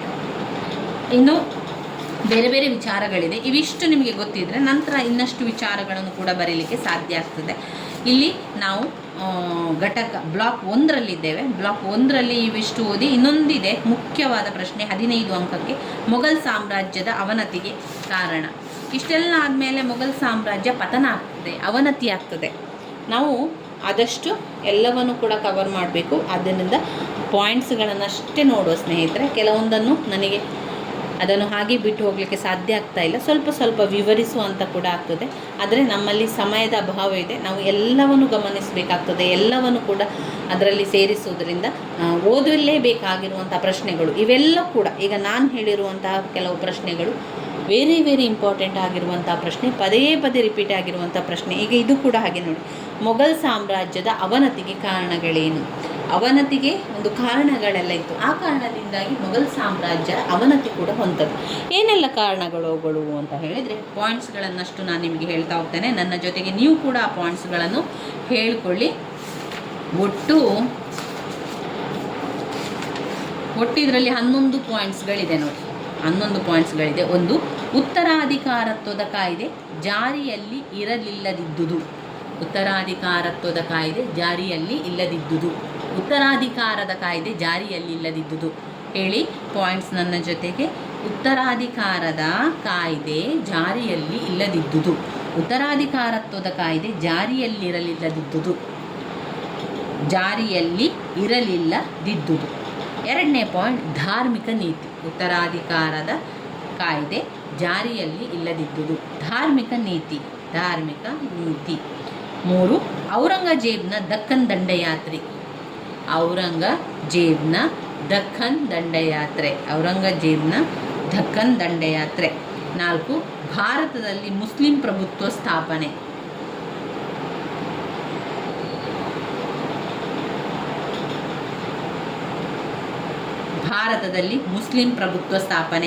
ಮತ್ತೊಮ್ಮೆ ಇಷ್ಟು ಪಾಯಿಂಟ್ಸ್ ಹೇಳಿ. ಉತ್ತರಾಧಿಕಾರತ್ವದ ಕಾಯ್ದೆ ಜಾರಿಯಲ್ಲಿ ಇಲ್ಲದಿದ್ದುದು. 2. ಧಾರ್ಮಿಕ ನೀತಿ. 3. ಔರಂಗಜೇಬ್ನ ದಕ್ಕನ್ ದಂಡಯಾತ್ರೆ. 4. ಭಾರತದಲ್ಲಿ ಮುಸ್ಲಿಂ ಪ್ರಭುತ್ವ ಸ್ಥಾಪನೆ. ಮೊಘಲ್ ಅರಸರ ದುಂದುವೆಚ್ಚ ಮತ್ತು ಭೋಗವಿಲಾಸ ಜೀವನ. ಮೊಘಲರ ರಾಜರ ದುಂದುವೆಚ್ಚ ಮತ್ತು ಭೋಗವಿಲಾಸ ಜೀವನ. ಮೊಘಲ್ ಅರಸರ ದುಂದುವೆಚ್ಚ ಮತ್ತು ಭೋಗವಿಲಾಸ ಜೀವನ. ಮೊಘಲ್ ಸಾಮ್ರಾಜ್ಯದ ವೈಶಾಲ್ಯತೆ. ಸೈನ್ಯದ ಅಶಿಸ್ತು ಮತ್ತು ಅದಕ್ಷತೆ.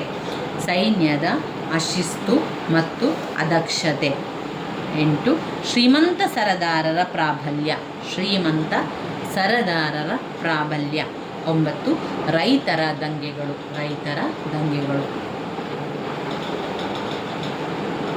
10. ಅಸಮರ್ಥ ದೊರೆಗಳ ಆಳ್ವಿಕೆ.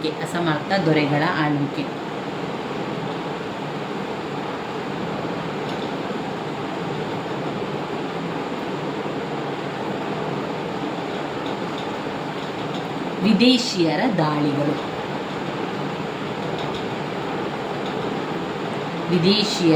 ದಾಳಿಗಳು. ಒಟ್ಟು 11 ಪಾಯಿಂಟ್ಸ್ಗಳಿದೆ.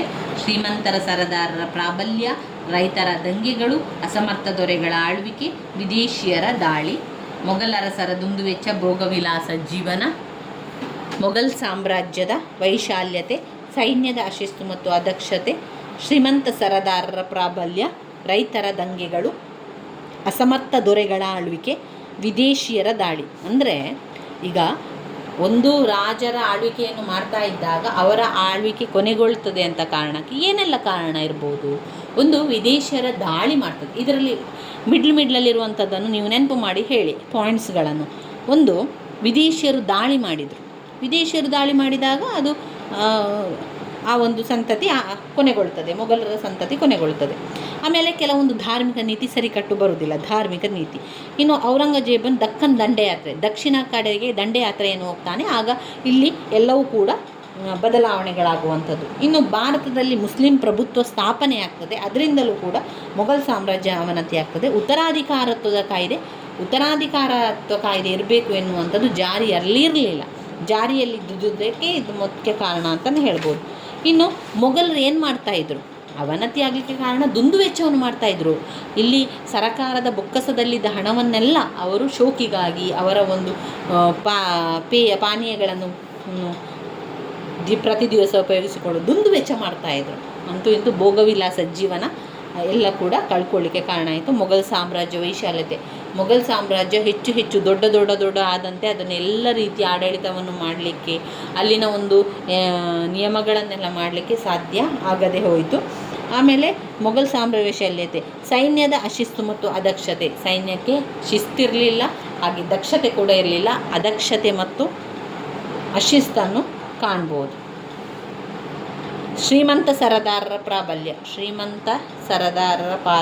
ಪ್ರಾಬಲ್ಯದಿಂದಾಗಿ ಕೂಡ ಮೊಘಲ್ ಸಾಮ್ರಾಜ್ಯ ನವಂತೆ ಆಯಿತು. ರೈತರು ದಂಗೆ ಏಳಲಿಕ್ಕೆ ಆರಂಭ ಮಾಡಿದರು.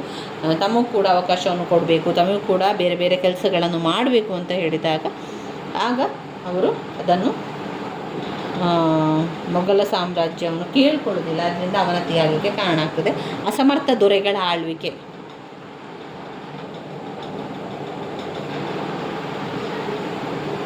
ವಿದೇಶಿಯರ ದಾಳಿಗಳು, ಅಷ್ಟು ನಿಮಗೆ ಗೊತ್ತಿರಲಿ.